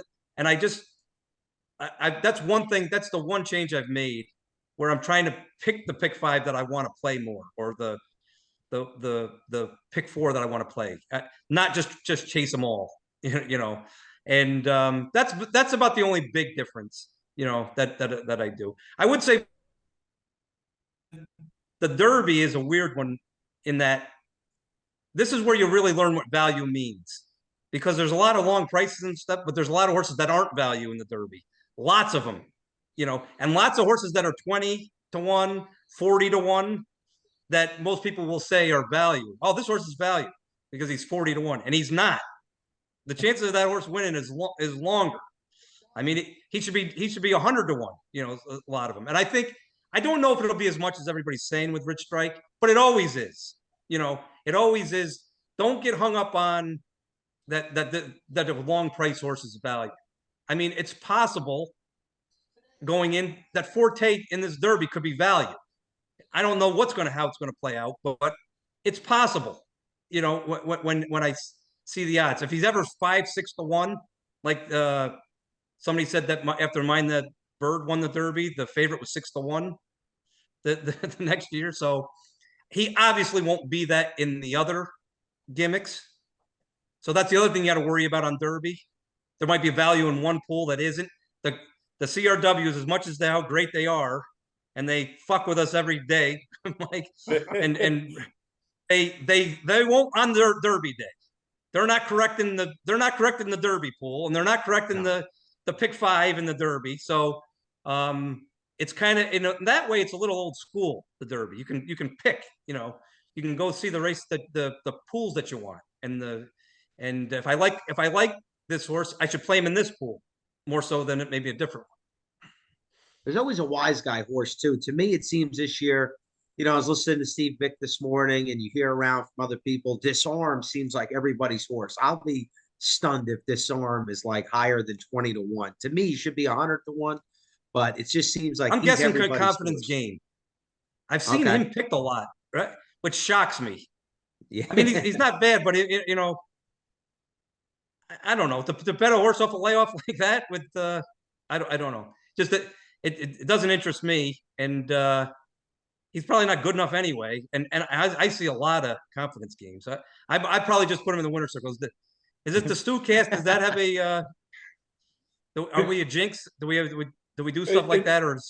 Yeah, we can do. Yeah, we absolutely. I hope can not. Do something. I don't want to be. I don't want to jinx him into. No, we were talking last night about it. Well, as long as you don't say something like, give out Mr. Money again, can't lose or something like that, or can't win, right? Can't win. That's it. All right. Yeah. I'm not going to say that. Thunder snow. We'll do that, But Mike, what wrapping it up here, and loving this show. Saturday, when what is in the Derby? Give us a headline. Give us something you think's going to happen in that race, or something we're going to see around that race that we're going to be talking about Sunday morning. I think I put him on the spot, Paul. You did. I didn't see that one coming, Stu. You're a little tricky. You know, you're trickier than you look like. Thank PTF. I texted him 10 minutes ago. He gave me the question. Stu's got a face for radio, so yeah. Well, I'll say if I'm gonna ring the bell, the headline's gonna be one of two things. The headline's gonna be Derma Sadagaki is the first Japanese winner of the Kentucky Derby, or it's going to be Longshot Skinner runs a great race and runs first or second with a bunch of bombs around him. So those would be the headlines I'm looking for. Who knows what the headlines are going to be? It could be that Stu is rapping with Jack Harlow in the parking lot. I mean, I might be with that kind of, because that's exactly what I'm playing. You do have the sports almanac. Some say, some on Twitter are saying. Stu's the kind of guy that's going to be at the Beef O'Brady's behind the backstretch over there. Oh yeah. No, well, you'll catch me on the Kentucky Turnpike doing awful things at a truck stop. Okay, that's probably where I'll end up being. Paul, what's your? If you had a headline, you think we're going to be talking Sunday? I'm actually hoping that none of the headlines. I think this Derby is going to be formful. I don't think it's going to be something that's off the wall. I just think a lot of the horses that are long shots or don't look to be the better horses aren't. And I can't really envision if this is a regular race. If it wasn't the Kentucky Derby, I think a lot of these horses wouldn't even be considered in anybody's handicapping. I think I believe it's formful, so I don't really want to hear anything that's wildly TMZ like headlines. I just think that it's a good race because there's a lot of things in everyday races you have to deal with, and I think Two Phils and Derma Sadagaki are the outliers in that they ran the fastest races, and you have to make the decision. Did they get better, or was it situations that made them run that good? Because if they run their races that they ran in those two races, they're going to win. One of them's going to win. They've run the fastest, but one of them did it on a polytrack surface. He's kind of bred for it. Hard Spun and General Quarters were both polytrack horses, really. So even though he handles the dirt, he's kind of bred for it. So that makes it even trickier for me to decide. But I think it's for everybody else to decide. Was it that, or did he just get better? Did he become Smarty Jones? Did he become Funny Side in Empire Maker ahead of time and you saw it? Or Barbaro? Is it one of those horses that you saw ahead of time that turned it on, or was it situational? And that's the same thing with Derma Sadagaki. Was it that he turned it on? Because none of his races before that are any good, really. I mean, he didn't run good in Saudi Arabia. I haven't heard anybody besides me say that. But he ran a bad third in that race against the horses that beat him have no shot, would have no shot in the Derby. But did he get better? Did he get better? That Continuar was a horse that he ran with, and by the workouts he buried him. So maybe he did get better. I just think those are the things that you have to make you got to make your own decision, and that's what we do every day. You got to make a decision on that aren't easy. I don't think either one of them are easy. And it's I think that's how it'll play out. If they don't, I think it'll be very formful. Otherwise, I think you kind of know who the other better horses are, and I think they'll show it. This handicapping stuff seems hard. I'm just going to pick the prettiest jockey colors. I think that's what I'm going to do. Gentlemen, love you guys. Thank you for coming on. It's been an absolute pleasure. Mike's looking at me. It's darn well near his bedtime. So sorry for keeping. Paul, you got. I don't. My son. You guys didn't see it, but he brought my dinner in right when you guys were. No kidding. So. Nice. I mean, treat it like a king. I mean, the setup is just it is a real power move for the show, Paul. Just a real power move. But you guys are the best. Two absolute beauts. So thank you for coming on and doing this as always. Mike, we're making the plans. October 28th, we'll be in Las Vegas. Okay, we got the Airbnb set up. We're getting the football tickets.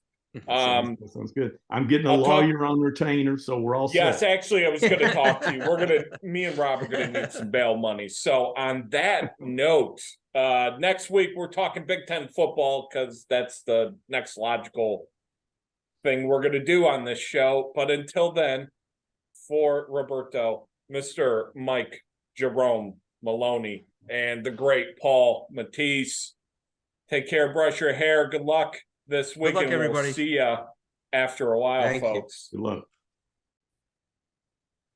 All right, we're on to race 10, the Churchill Downs, going 7 furlongs on the brown stuff they call dirt. Joining us, what a mensch. I mean, besides the Houston Astro thing, just a straight shooter, but not the Astro thing. No buzzers. If you hear a buzzer, don't just disregard. Phenomenal human being, good friend of the show and of ours, Nicky the Boss Tammaro. Nick, good sir. Is your voice okay? Because I imagine you've done 30 shows. I'm all right for now. Yeah, I've been a little allergy-ish the last few days. It's spring is sprung in Houston, so it's a little tricky in that respect, but I'll be good to go for Thursday night. We've got 31 quarter horse races between Thursday and Saturday. We do a 10:40 a.m. start on Derby Day, which is a lot of fun. So it'll be a late night Friday night and a quick turnaround, little Cinco de Mayo party at the racetrack too. So we got a lot of fun stuff coming up. That's really fun. I know you used to always go up with your boy Travis, call the race, be up there. Is there something special going on at the track? Or I know obviously it's a big Derby thing, everywhere. Emerald Downs used to always do. It's a big doot to do, but you guys got something big going down there? I mean, I'll tell you, the demand for the Derby is out of control. We've been sold out at Sam Houston for about 2 months. Oh, that's phenomenal. So yeah, our grandstand can comfortably sit somewhere around 2,000 to 2,500. That's at tables. And then there's free seating that's not included in that. So we can sell about 2,000 to 2,500 spaces, and I mean, they're gone. So they actually cleaned out one of the suites on the third level that was being used as storage so they could sell it. The restaurant, they added 50 more seats in it to add on the second floor. So yeah, the Derby demand is out of control. I was laughing with one of the guys. The guy who's the director of security at Sam Houston's been in racing for 30 plus years. And I said to him, how is it possible that as racing has become less popular, the Derby has become just immensely more popular? And it's exactly what's happened. I think it's kind of like the Masters, right? Where it's just kind of like it's an ingrained thing. Like people don't bet golf, but they'll bet the Masters. No, to me, it's as big as the Super Bowl. I mean, I get more texts this week from people that don't go to the track, never talk the track, never, oh, who do you like? This. I mean, it's such a huge thing. I think I don't know. I think it's the time of year too. There's not a lot going on sports wise. Right. I mean, there's playoffs, but I mean, how long are the NHL and NBA playoffs? They're 2 months long. I think they really do have it at the perfect time. The draft's usually the week before. So I don't know. I think it's found its sweet spot where it is. Yeah, I think the millennials love the photography element of it, the experience, the experiential part is huge. So yeah, I think it's all of that. And you're absolutely right about the time of year. We were in an Andretti go-kart place on Sunday that's new here in Houston, and they had 4 TVs on at the bar, and one of them was on the America's Day at the Races show at like 3:00 in the afternoon here, which goes to show you that there really wasn't much else on sports-wise, and I think the Derby does kind of fit in that niche very well. But yeah, I guess it does compare pretty favorably to the Masters, and I everybody I speak to that knows I'm into racing will of course ask inevitably if I've been to the Derby, and they, then tell me how much they want to go. And I encourage them to go because it isn't, an experience that you just won't find anywhere else. So yeah, it's pretty incredible. And I mean, look, now there's even demand to go someplace and watch it. Yeah, you're right though about going to the Derby. I've been going to the racetrack since I was born. My dad's been taking these had horses. I go Stu knows. I mean, I go almost every weekend. I'm into it all the time. But, when me and my dad went a couple of years ago, I was like, it's just going to be so crowded. I don't really know this and that, But man, I got to tell you that was one of the best experiences I ever had. That Derby was awesome. I mean, just it's an awesome time. It is, and and I don't have to. They don't pay me to say nice things about them. They do pay me, so I'll say nice things about Churchill Downs in the sense that you could say what you want about Churchill Downs, right? You can talk about Arlington, you talk about a variety of different things. They get the Derby right. Mm-hmm. They get the Derby right, and it is not debatable. It is something that they do extremely well. As you said, you don't really feel the crowd necessarily. The city is ready for the population to swell for a week or so. And I took my parents back in 2017, and they had a blast. Obviously, my dad was into racing, so he was like a kid in a candy store. But it's truly an experience, no doubt. Absolutely. Well, I'm hopeful coming up this week. I know you're going to be, I'm imagining Steve Beck. I imagine in the Money Media. I imagine tons of different places. Before we get into race 10, if folks want to get your thoughts on other undercard races, the Derby itself, where can they find that? Yeah, Steve Bick, I'll be on with Thursday and Friday. Thursday we'll cover the Friday card. Friday we'll cover the Saturday card. In the Money Media, I've got a lot of stuff going up there. Duke Matisse and I taped a show on the Oaks today. That should be getting posted tonight. We went through every horse in the race and actually ended up having some really similar opinions, which I was heartened by. Duke was probably disappointed. But I'm going to be disappointed because whatever you guys decided on is probably where my money's going to sit. So yeah, he and I actually had. It turned out that we actually had very similar, relatively strong opinions, and we kind of talked each other into a horse that we both liked for an exacta partner of Wet Paint. So by all means, go listen. It's only about 30 minutes. I'm not into the big long pods if possible. So Brisnet, I'll actually have some stuff out for them as well, in addition to a daily Twin Spires video that'll be up on their Twitter account with the money back offer that they have. So I'm overexposed as usual. Well, hey, like I always talk to Matt Bernier about this, and it's like what a name drop! Look at this guy. I'm friends with people. I'm sorry that Go ahead. Why don't you take a bow? Fat Tony in the corner from Freehold isn't one of my friends. I'm sorry, Rob. Go ahead and take a bow. Hey, he's a good guy. Yeah, I know he is. I know he owes you a box of ziti, but forget about That's it. Right. It's like this time of year for you guys is like ridiculous. Just this whole month, because then you have Preakness, you're hit up for that. Belmont, everybody's scrambling, hit up for that, and it's like June 14th is the first time you get to like relax, but then Saratoga's coming, so it's like I never minded. You're one example, but you can tell me if I've ever told you no.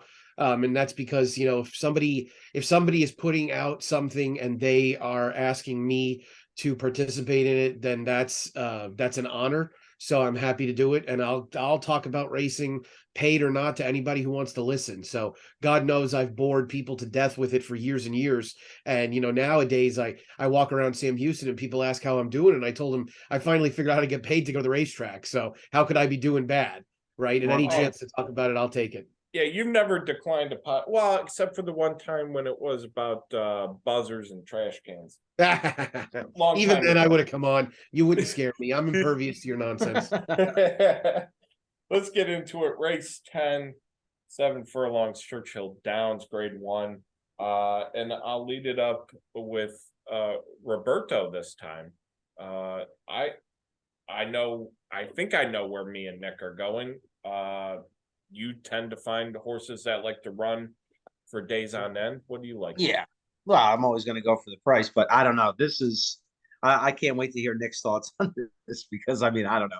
You just go through this race, and I'm the kind of person I'm always trying to, I'm a $50 win better, maybe 100. I really like something, usually 20, 25. I'm not huge into pick 4s and pick 5s, but obviously I'm going to play them on a day like this. you could try to get cute with somebody in here. I mean, Cody's Wish is just on this, he's on this tear.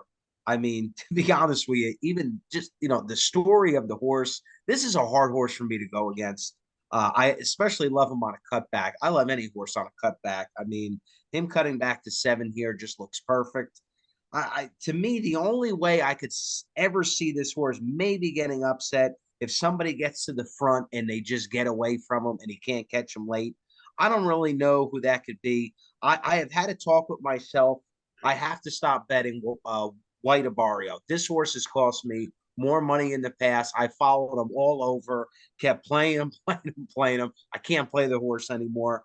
The horse I'm going to use underneath that I kind of like, maybe I think he's getting a little bit better. The trainer change, I'm not going to say, I mean, it's Bill Mott, Chad Brown had him before that. But Fortin Hill, I kind of like the way he's coming around. I think maybe with his speed, he can hang in there. I'm going to use him underneath. But I mean, to me, this is a hard race to get cute with the way Cody's Wish is going. Nick, I'll pass it to you. I totally agree. I have very little to argue with on that.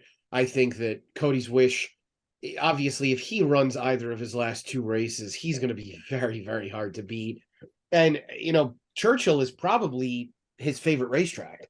And this is a horse who, won a grade 1 at Saratoga and then won the Breeders' Cup Dirt Mile. So he obviously doesn't need to take his racetrack with him. But, he really came to life when he got to Churchill late in 2021 and then continued on with that in the Hanshin last year. So this really feels like just a golden opportunity for him to assert himself as the king of the 7 furlong to a mile type division.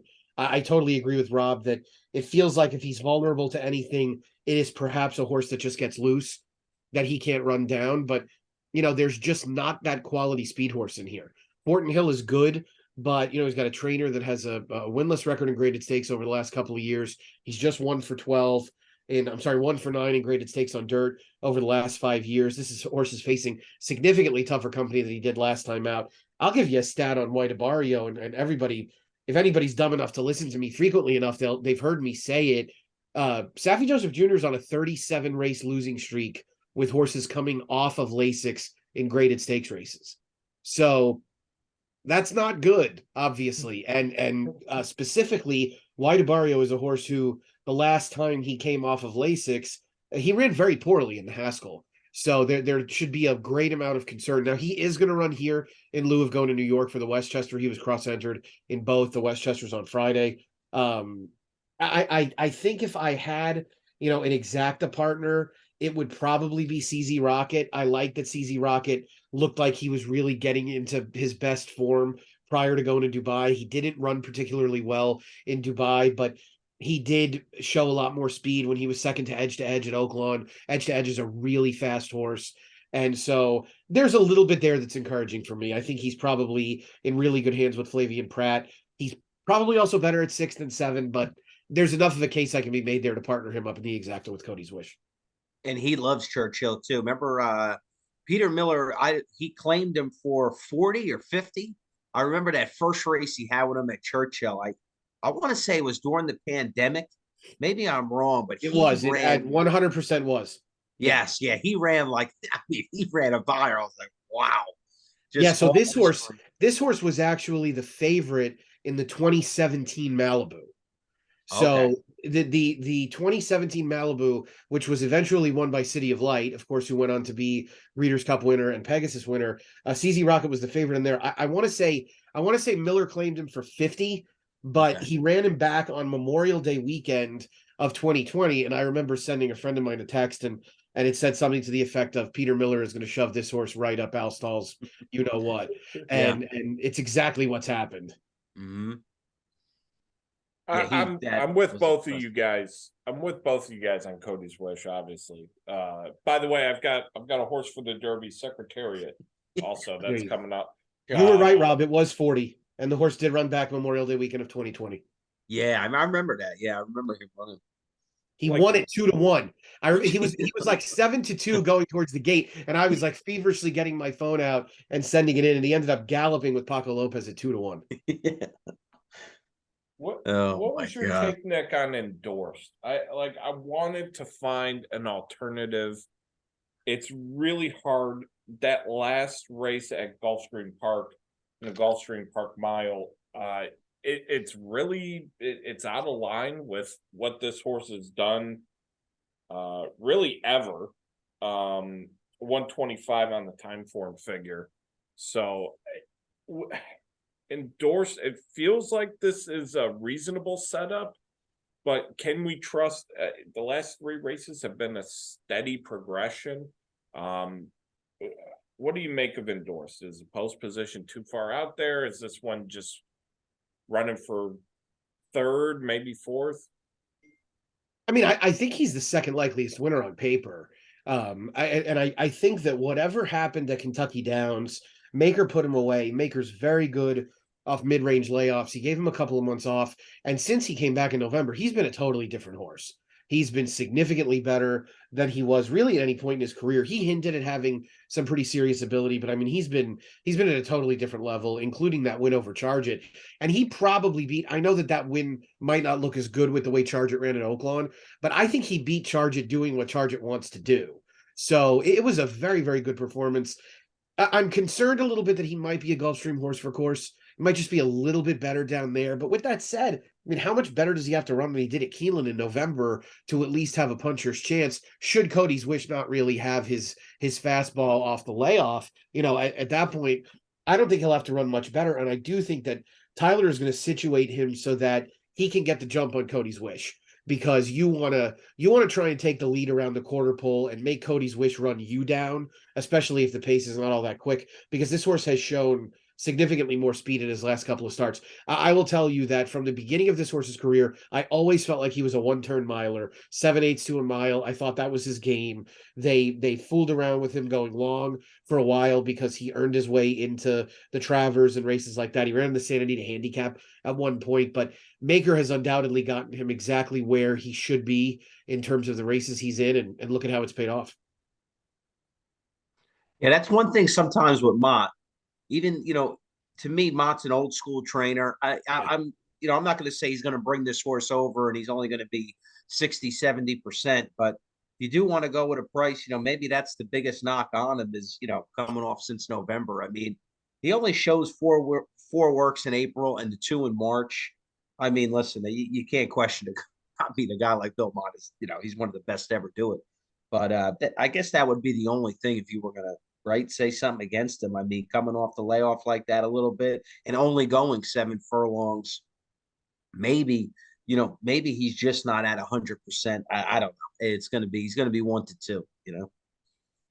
Yeah, he's going to be a short price. I mean, it's I would say that it comes down to a value conversation. I mean, this race was won last year by Jackie's Warrior, who was a totally different 3 to 5 shot because he was going to make his own luck. He was just going to go to the lead and never look back. He also faced a significantly smaller field. This is a different circumstance with Cody's Wish. He needs a little bit more to happen.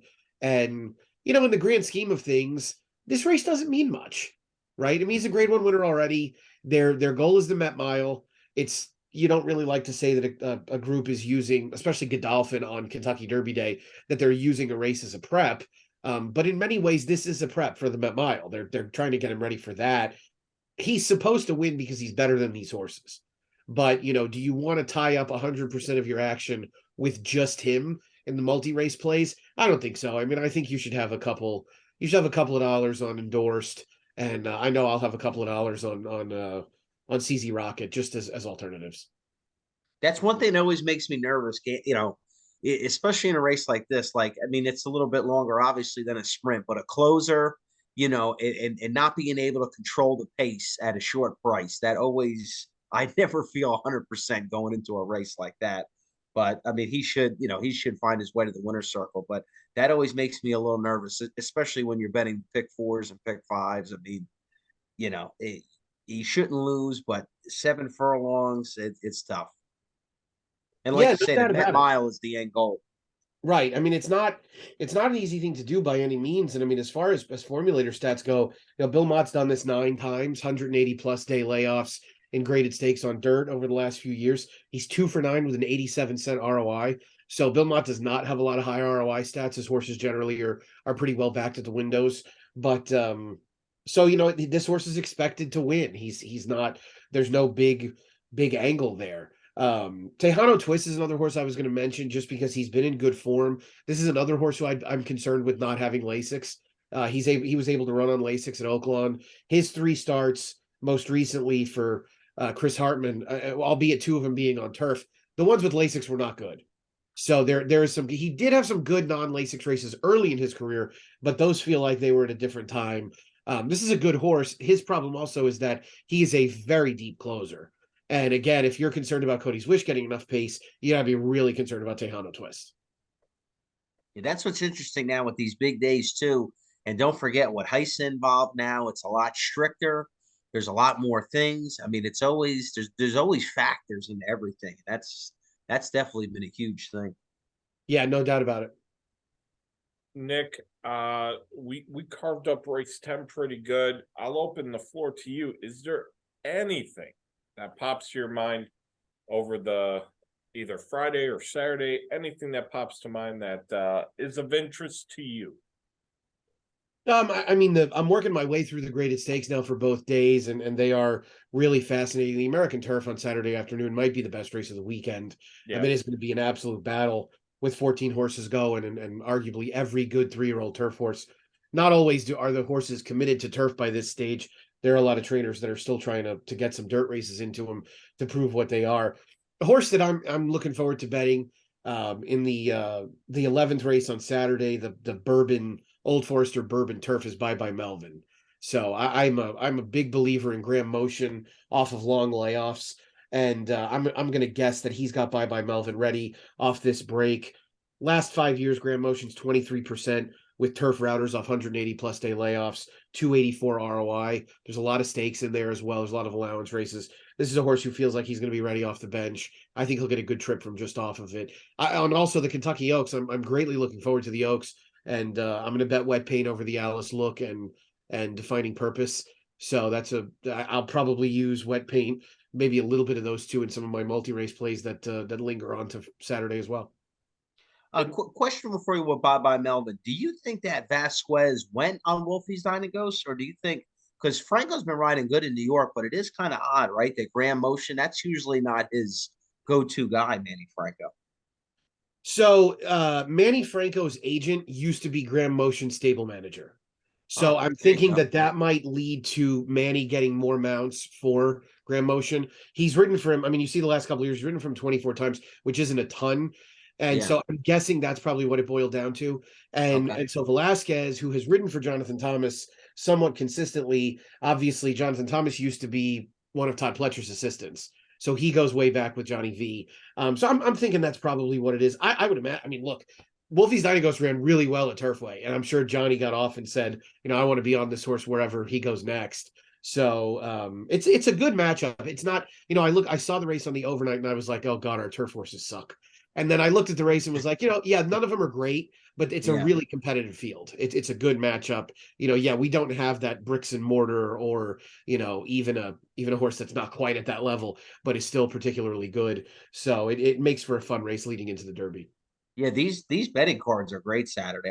And Friday too. I mean, I'm really interested to see Far Bridge on that trainer change. I mean, sometimes, Clement is such a sharp turf trainer. And I mean, listen, Pletcher might be at the end of the day the greatest to ever do it, but I don't know. I always feel like when a guy like that gets a turf horse, I don't know. I always feel like that's Clement's calling card. I'm really interested to see the way that horse comes back off of that, the purchase, the trainer change. That's really going to be interesting.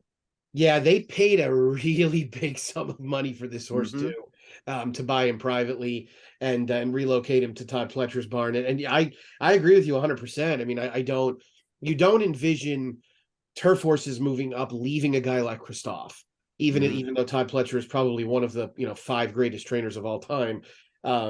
So it's a little different in that respect, and then you have Carl Spackler, who the internet was telling me what an idiot I was for making him 3-1 in the Transylvania before he got scratched, and now he's like potentially the third choice, right? So you have Talk of the Nation for Shug, who was extremely impressive winning the Columbia last time out, got a 92 buyer speed figure. He's 10-1 on the morning line. Right. It's just that kind of race. It is a really, really good race. I'm greatly looking forward to this thing. Yeah, I'll tell you, that guy that makes the morning lines at Keeneland. Oof, look out. Yeah, he's a nice guy, but he has no idea what he's doing. Yeah.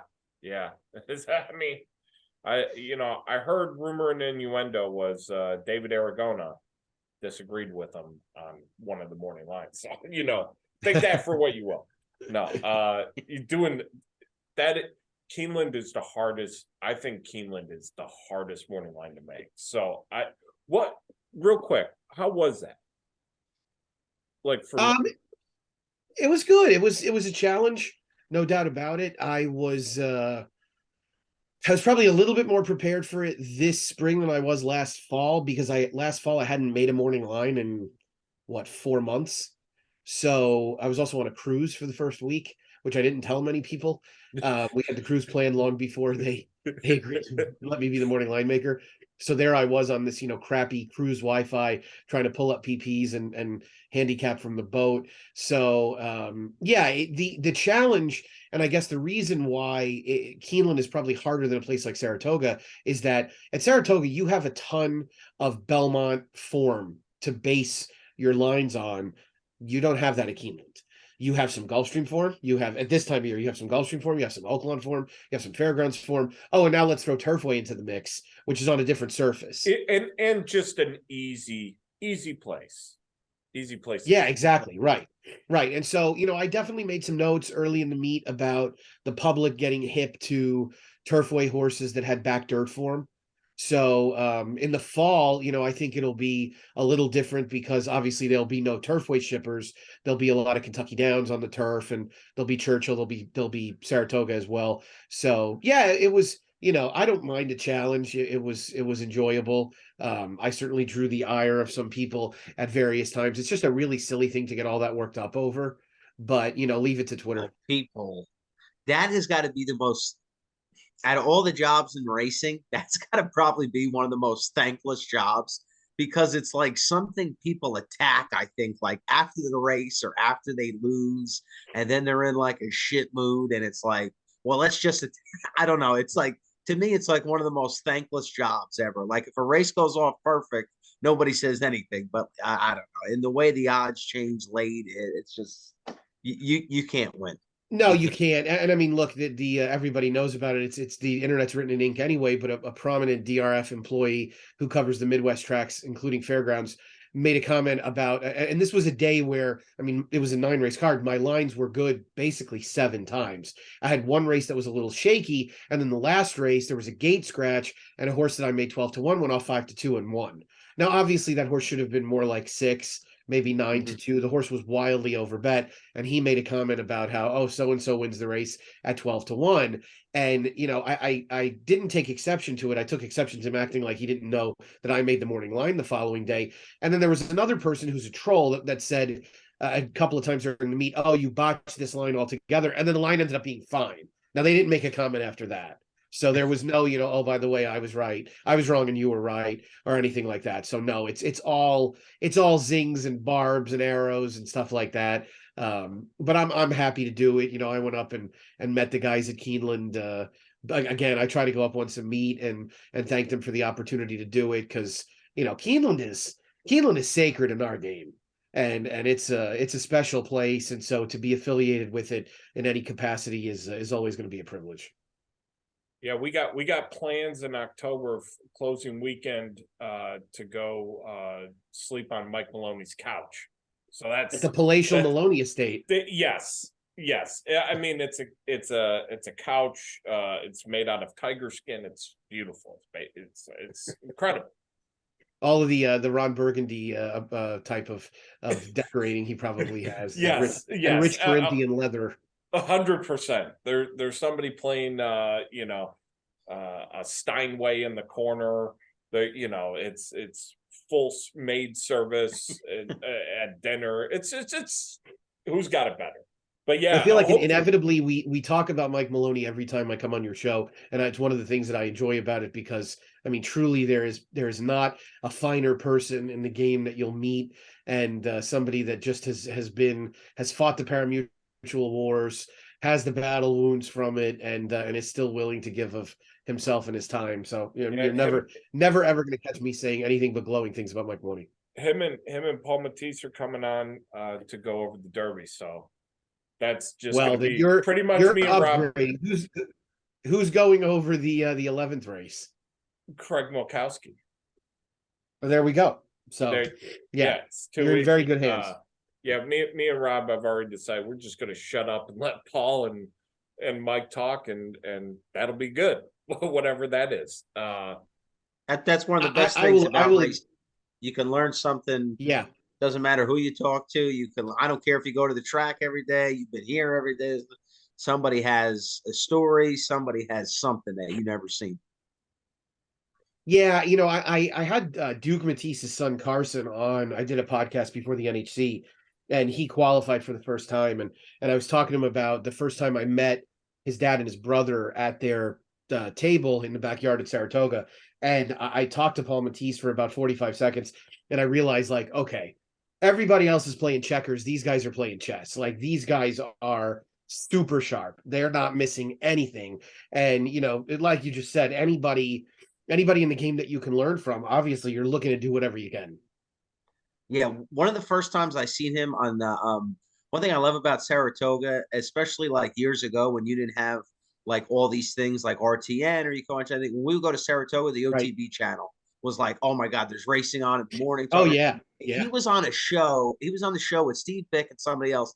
And I never forget this. It was like a maiden 20 claimer, and he gives out this horse. And I'm like, this horse is 0 for 23. What the hell could you possibly see? And $14 the horse rolled. And I bet it. I was like, this guy, he knows his shit, man. I was like, I mean, just stuff like that you pick up. Like, so I would have just automatically tossed the horse. Like, he's 0 for 23. No way I'm playing this thing. Yeah, no, they're looking at every angle. I mean, they're looking at track biases. They're doing speed figures. There's a great podcast. I've been banging the drum on it with Paul Matisse and Sean Borman going phenomenal. over speed figures. And I have about a 35-minute ride to Sam Houston, so I listened to it over the course of a few days, and it's great. It's great just to hear the different perspectives. And so one of the funniest things, I actually told Duke this today, is that Paul is talking about making a parallel time chart for Maidon, so that he can make figures for Derma Sotogake and Mimi Kikuchi. And I mean, this is the kind of stuff that Paul Matisse does, right? This is him, probably in his basement at 3 o'clock in the morning, making a parallel time chart for Maidon. These guys are real sickos. Real sick of the sick. I'm looking forward to it. But Nick, you've got to catch up on Jose Altuve's batting stance, and you got to do all that good stuff. At NTAM1215, hit him up and just give him a nice word about, hey, you're doing the Lord's work at Keeneland. So give him a big thumbs up. Sam Houston Racing, soon Lone Star, correct? Lone Star's running concurrently. Yeah, so they're running right now. Lone Star, then Sam Houston. Yeah, I only call Sam Houston. Okay. Yeah. I'm an H-Town guy. Yeah, that's right. I thought but you did. Never mind. We'll talk about it offline. In the Money Media, that podcast is up. That is what I'm going to be listening to in the morning with Duke Matisse going over the Kentucky Oaks card. Killing it, brother. It's always good to see you. Thank you for always making time for us. Thank you, gentlemen. Anytime. Enjoyed it. Pleasure was all mine. Thank you. All right, coming up, we got Craig Milkowski, and we're going over race 11 to bring it home on this Derby Undercard show. We'll be back after this. All right, we're wrapping up the Undercard show, and we saved the best for last. Some would say. Some people on Twitter would say that. Not me, of course. He is a very better man. He reminds me that his Orioles are way better than my kittens on a regular basis. You can catch him on the DRF Time Form podcast with David Aragona. Much nicer to me, by the way. My good friend, the great Craig Milkowski. Craig, your face is always so beautiful. It's so great to see. How's the thing with Chet Holmgren and the restraining order? How's that working out for you? It's going fine. Chet, I have it on good information that he actually really likes me. He likes me showing up to the game at 5:30 to see him warming up before everybody else gets there. And we're actually planning out parade routes when he gets done with his shoot around. Hey, you could talk to Rob. Rob's he's part of the parade crew down Main Street in Philly for when the Eagles win their next championship. That's right. Yeah, I was That's there right. last year for the Sixers. When they won the games I was at, but they lost to the Heat. But they did win Yeah, I both remember games that. I was Yeah. there. Was They Joel can't get out of round two. Was Embiid still injured? I feel like he was still injured. No, he played those games. Oh, no kidding. But it's at least a 50-50 prop that he's going to be injured, as we know. As we do know. Yeah, that's his whole thing. Craig, what you guys got? I'm sure a slammed week this week. I got my time form PPs for this weekend. That's primarily what I use. But what do you guys got going on for the pod? What else? I know there's packages on DRF if people want to get, the time form plus other things. What do you got going? Well, I know David and I did a lengthy podcast today. It's 90 minutes. My wife saw that when I was finished and kind of rolled her eyes and said, I'm not listening to that. So I had to tell her about listening on double speed. That's my preferred podcast method. Sure. People sound funny, but you got to get through. You got to power through some of these things. So we finished that today. I think it just got put out. I haven't even had time to post the link yet. It's where we talk about the pace of the Derby for about 10 minutes, what we think's going to happen, and then we just kind of go through every single horse, even the AEs this year. We glossed over them last year, which proved to be a mistake. Not Last that year I did would have happen. picked Rich Strike. Yeah, not that I would have picked Rich Strike. I'm not going to lie like that. There's no chance I would have had him. And I also won't have him Friday when he runs. Just a little bonus content from me here because he's not going to win. But yeah, other than that, that's about all I'm going to do for DRF this week. There's probably a Derby package. I don't know. I just do what I'm asked. I did a pace projector article. I think that'll show up in the print edition for the DRF on Friday or for Saturday. And that's been pretty beneficial. Last year, I actually tabbed the Japanese horses in front and it worked out pretty well. Not necessarily for my betting, but I was dead on. They went out and set that crazy pace that set it up. Have similar this year where I have one of the Japanese horses on the front end, the one you would think, Derma Sodagake. Think he's a real contender in the race, but that's about it. We're going to do some videos on Thursday. I think we're doing 4 race previews, including the Derby and the Oaks and a couple others, which I haven't looked to see which ones they are yet, to be honest. But as far as I go, I'm kind of limited it because I'll keep it busy with making the figures and live tweeting during the races and just keeping people up to speed on what's going on. Dude, I can't wait to listen to your show with David because it's pretty solid. You guys have a pretty strong hit rate, so please check that out. Give it a click. At least let it play for like 10 seconds. If you don't want to listen, that's fine, but give it a click. Give it a click. Craig, we're going over race 11. Obviously, you may have already glossed over this in another show, but the Turf Classic Grade 1, Maloney 8th. It's really interesting. I feel like this might be out of the, if you're playing that pick 4 or pick 3 into the Derby, this might be one that gives you a little bit of pause. The Derby always does, but this undercard race certainly gave me some pause. I'll let you lead off. What are your initial thoughts on race 11 here? Yeah, I actually haven't covered this race with anyone else, nor will I. Beautiful. So This is an exclusive, yeah. folks. Exclusive. Here you go.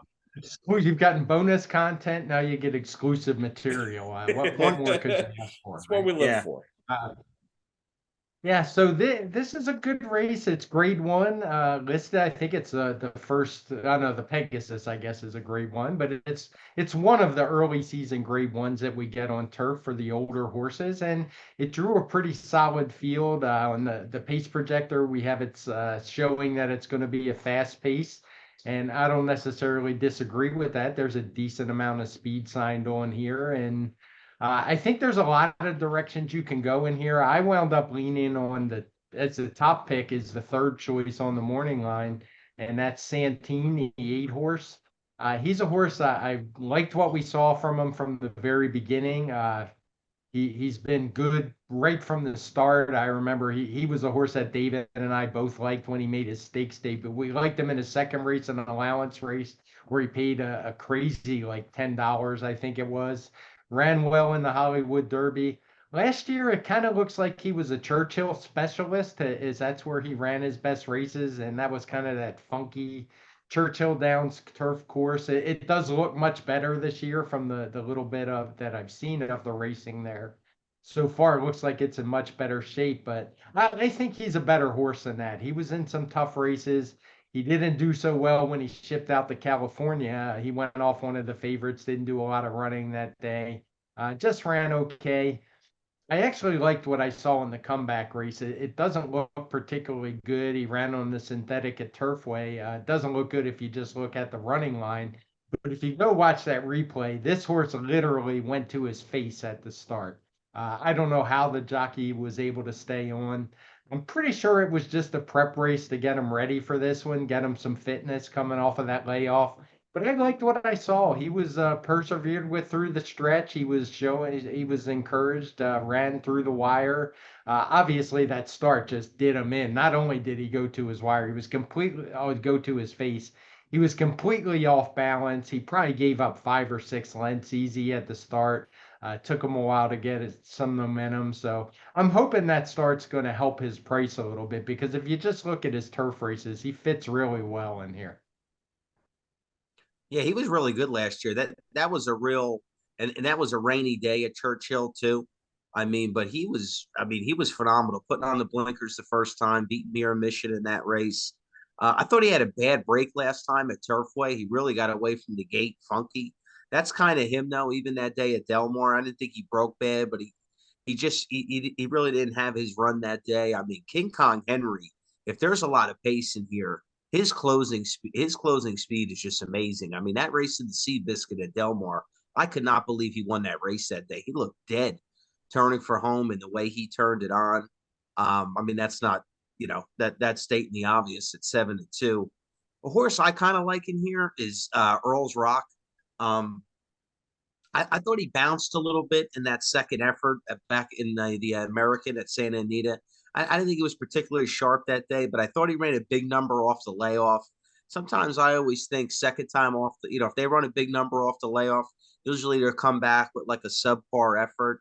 I really like the jockey change here. I like Saez getting on. I kind of like this horse as a price. Rob, did you call him King Kong, Harry? He did. We were going to let that slide, Steve. I'm not. I'm absolutely not. Jesus, I messed up.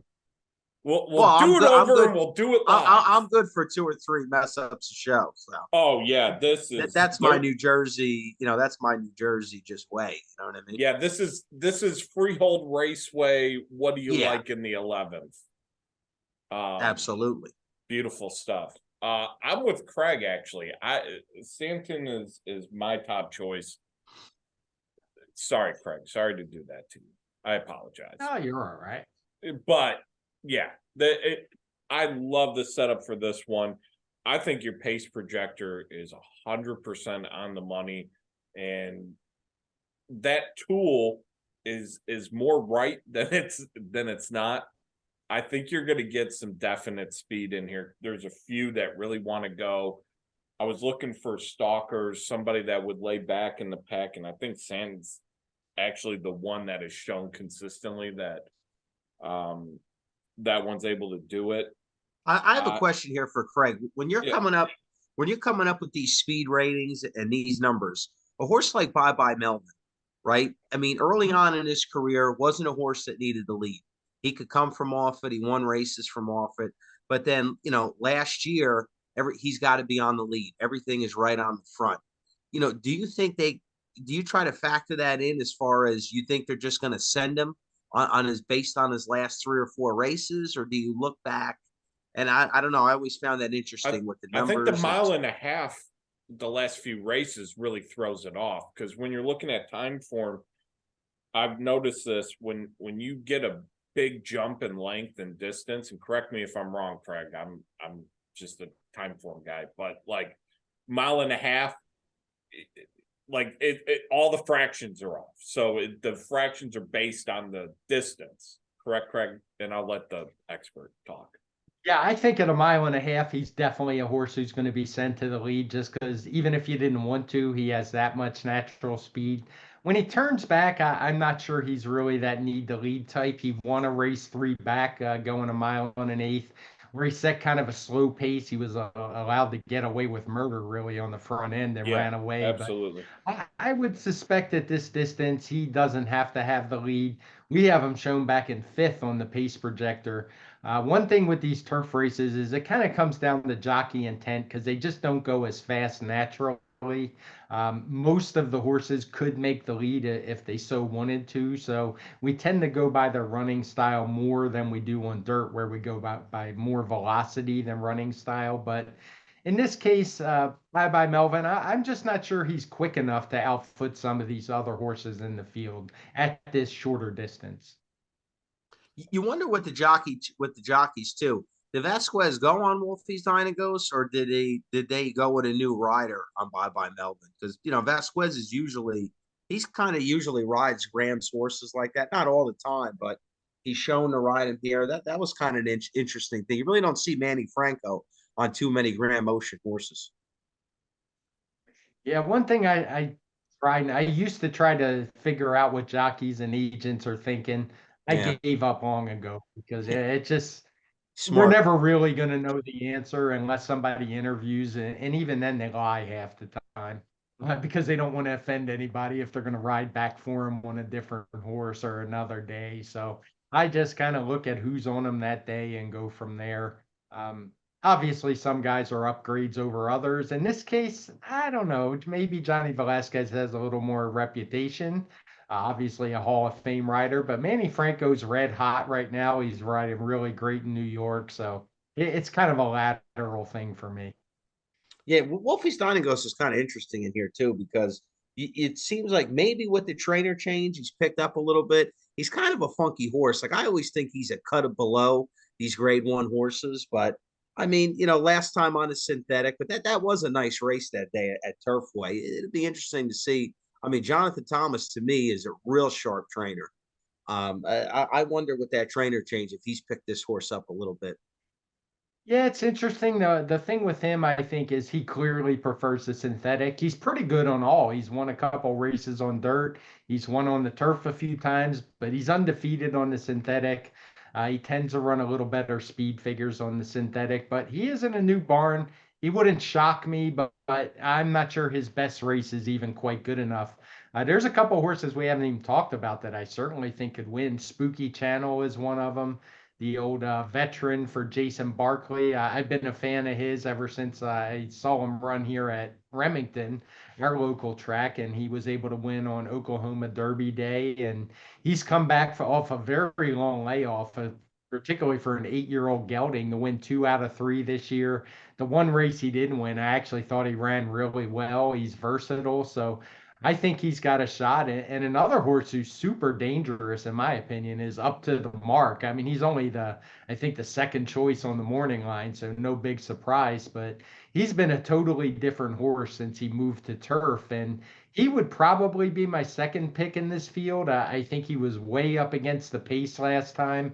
That horse Chez Pierre upset the field, upset Modern Games at least that day, and just destroyed the field. But he kind of got away with a slow pace, didn't give up the mark, up to the mark much to close into.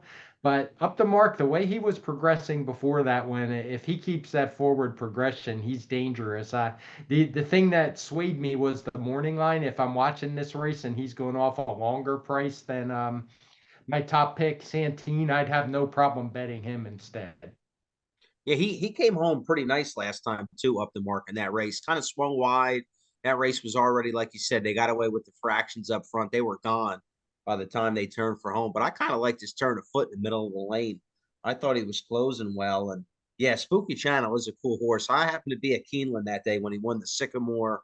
That was pretty cool for Jason Barkley. He was almost in tears in the winner's circle. I think that was his first stakes win as a trainer. And he's done a hell of a job with that horse for an $80,000 claim. I mean, you can't beat classy horses like that. I mean, bred for 10 grand. I mean, those are, I mean, horses like that are just awesome.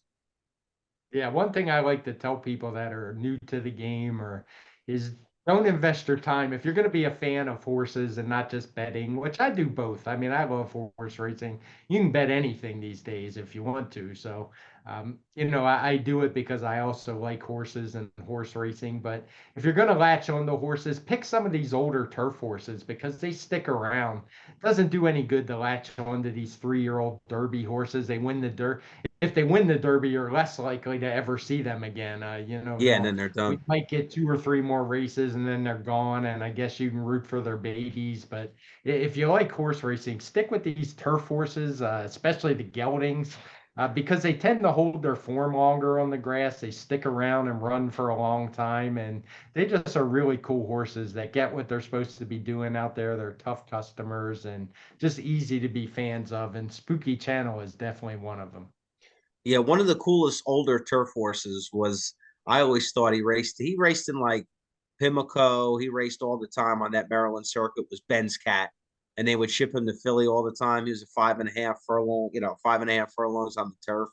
He was one of the cool horses for King Letterbury. I think he raced till he was like 9 or 10 years old in stakes races all the time.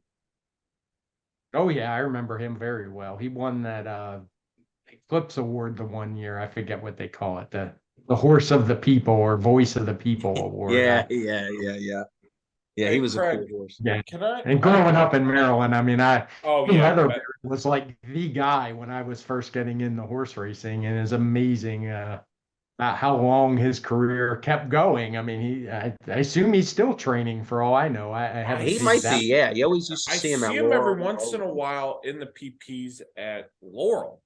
I Yeah, think Laurel. every once in a great while. I think he has a few horses and runs them every once in a while. We haven't touched on Hong Kong Harry or King Kong Harry. King some Kong say. Harry. That's his new name. Some people on Twitter are saying it. What are your thoughts? Because I look at this one and you brought up some really great points, and when you pull up time form, the numbers don't. I mean, it's maybe barely if you're giving benefit of the doubt, and it's right on par with Up to the Mark, who you mentioned, and I don't think Santine is too far off. What are your thoughts on Hong Kong Harry and his prospects at 7-2? Yeah, if he came into this race and he was 10-1 on the morning line, sure, he's got a shot. But I tend to downplay the Southern California turf horses when they ship. And it's not that I have some East Coast bias. I mean, I haven't lived on the East Coast since it's been a long time. We'll just leave it at that. And, it's just the numbers bear it out. Phil D'Amato, he's had some success. He shipped into Keeneland. He had good stats there. He's won some races, but for the most part, the turf division in Southern California is a cut below the best turf horses. We see it every year in the Breeders' Cup. I haven't had too many California horses be very competitive in any of the turf races for a while now. I mean, the one horse in the turf got beat a nose like 4 years ago. Can't even remember his name, but for the most part, it's been disappointing, and they're just kind of on an island out there. And in addition to being a couple, the turf courses are just so different in Southern California than what they faced east. I think it's a different kind of running style. So I'm not saying they can't win, but when they're going to be a short price like him, I'm just not interested. It's only been a short run here so far. Is there anything you picked up watching Churchill on the grass? Is there any kind of little things you've noticed or not really? I mean, it looks to be in great shape. Yeah, it looks a lot better last year. I couldn't believe they were running on it when they came back and did that Arlington Million Beverly D card. It looked just as bad as it did when they closed it. But this year it looked great. The few races that I've seen that we're recording on Tuesday, I didn't watch today yet. But the races I watched on Saturday, it looked great and it also looked fair. Didn't seem like any particular running style was favored. There was a runaway winner, but in the other races, horses on the outside did fine. So I just didn't. It looked like a good fair turf course, and I hope it holds up. Yeah, Well, absolutely. It's let's great hope that cards, holds man. up. Yeah, because that turf racing on the undercard is I love it because you get some prices. A little bit harder on the dirt, but you get some prices. Craig, can't thank you enough for coming on and doing the Lord's work, giving us the business. Me and you are simpatico. Rob's horse will be still running by Monday afternoon. That'll be really exciting. Once again, DRF Timeform Podcast, that is out. Go check it out. Go buy you some Timeform US. You're gonna want it. You're gonna need it. And check out the videos that you guys are putting out on the DRF YouTube. That pretty much covered. Oh, and light a candle for Chet Holmgren and his safety. He needs it at this time. Nah, they're going to be good. We're planning a parade. I'm going to have multiple parades to go to between the Orioles dominating. They'll catch Tampa sooner rather than later, probably before I'm on your show again next. We're going to have a parade here in Oklahoma City. And after the draft the other day, I'm pretty sure we're going to have new NFC East champs. Judging just based on all the draft grades that I've seen, I think that we're going to see a new quarterback leading the division. It's probably not a bad bet. We haven't had a repeat division winner since 2004. That's insane. We're going on 20 years. You better watch out for the Commanders. Watch out. Anyway, folks, join us as we move to the Derby. That will be coming out later this week. Paul Matties and a young man from Kentucky named Mike Maloney. He will be on the show. They'll be talking betting strategies and their thoughts for the Derby. So that'll be exciting. Stay tuned for that. But until next time, for Craig, for Roberto, take care, brush your hair, and we'll see you after a while.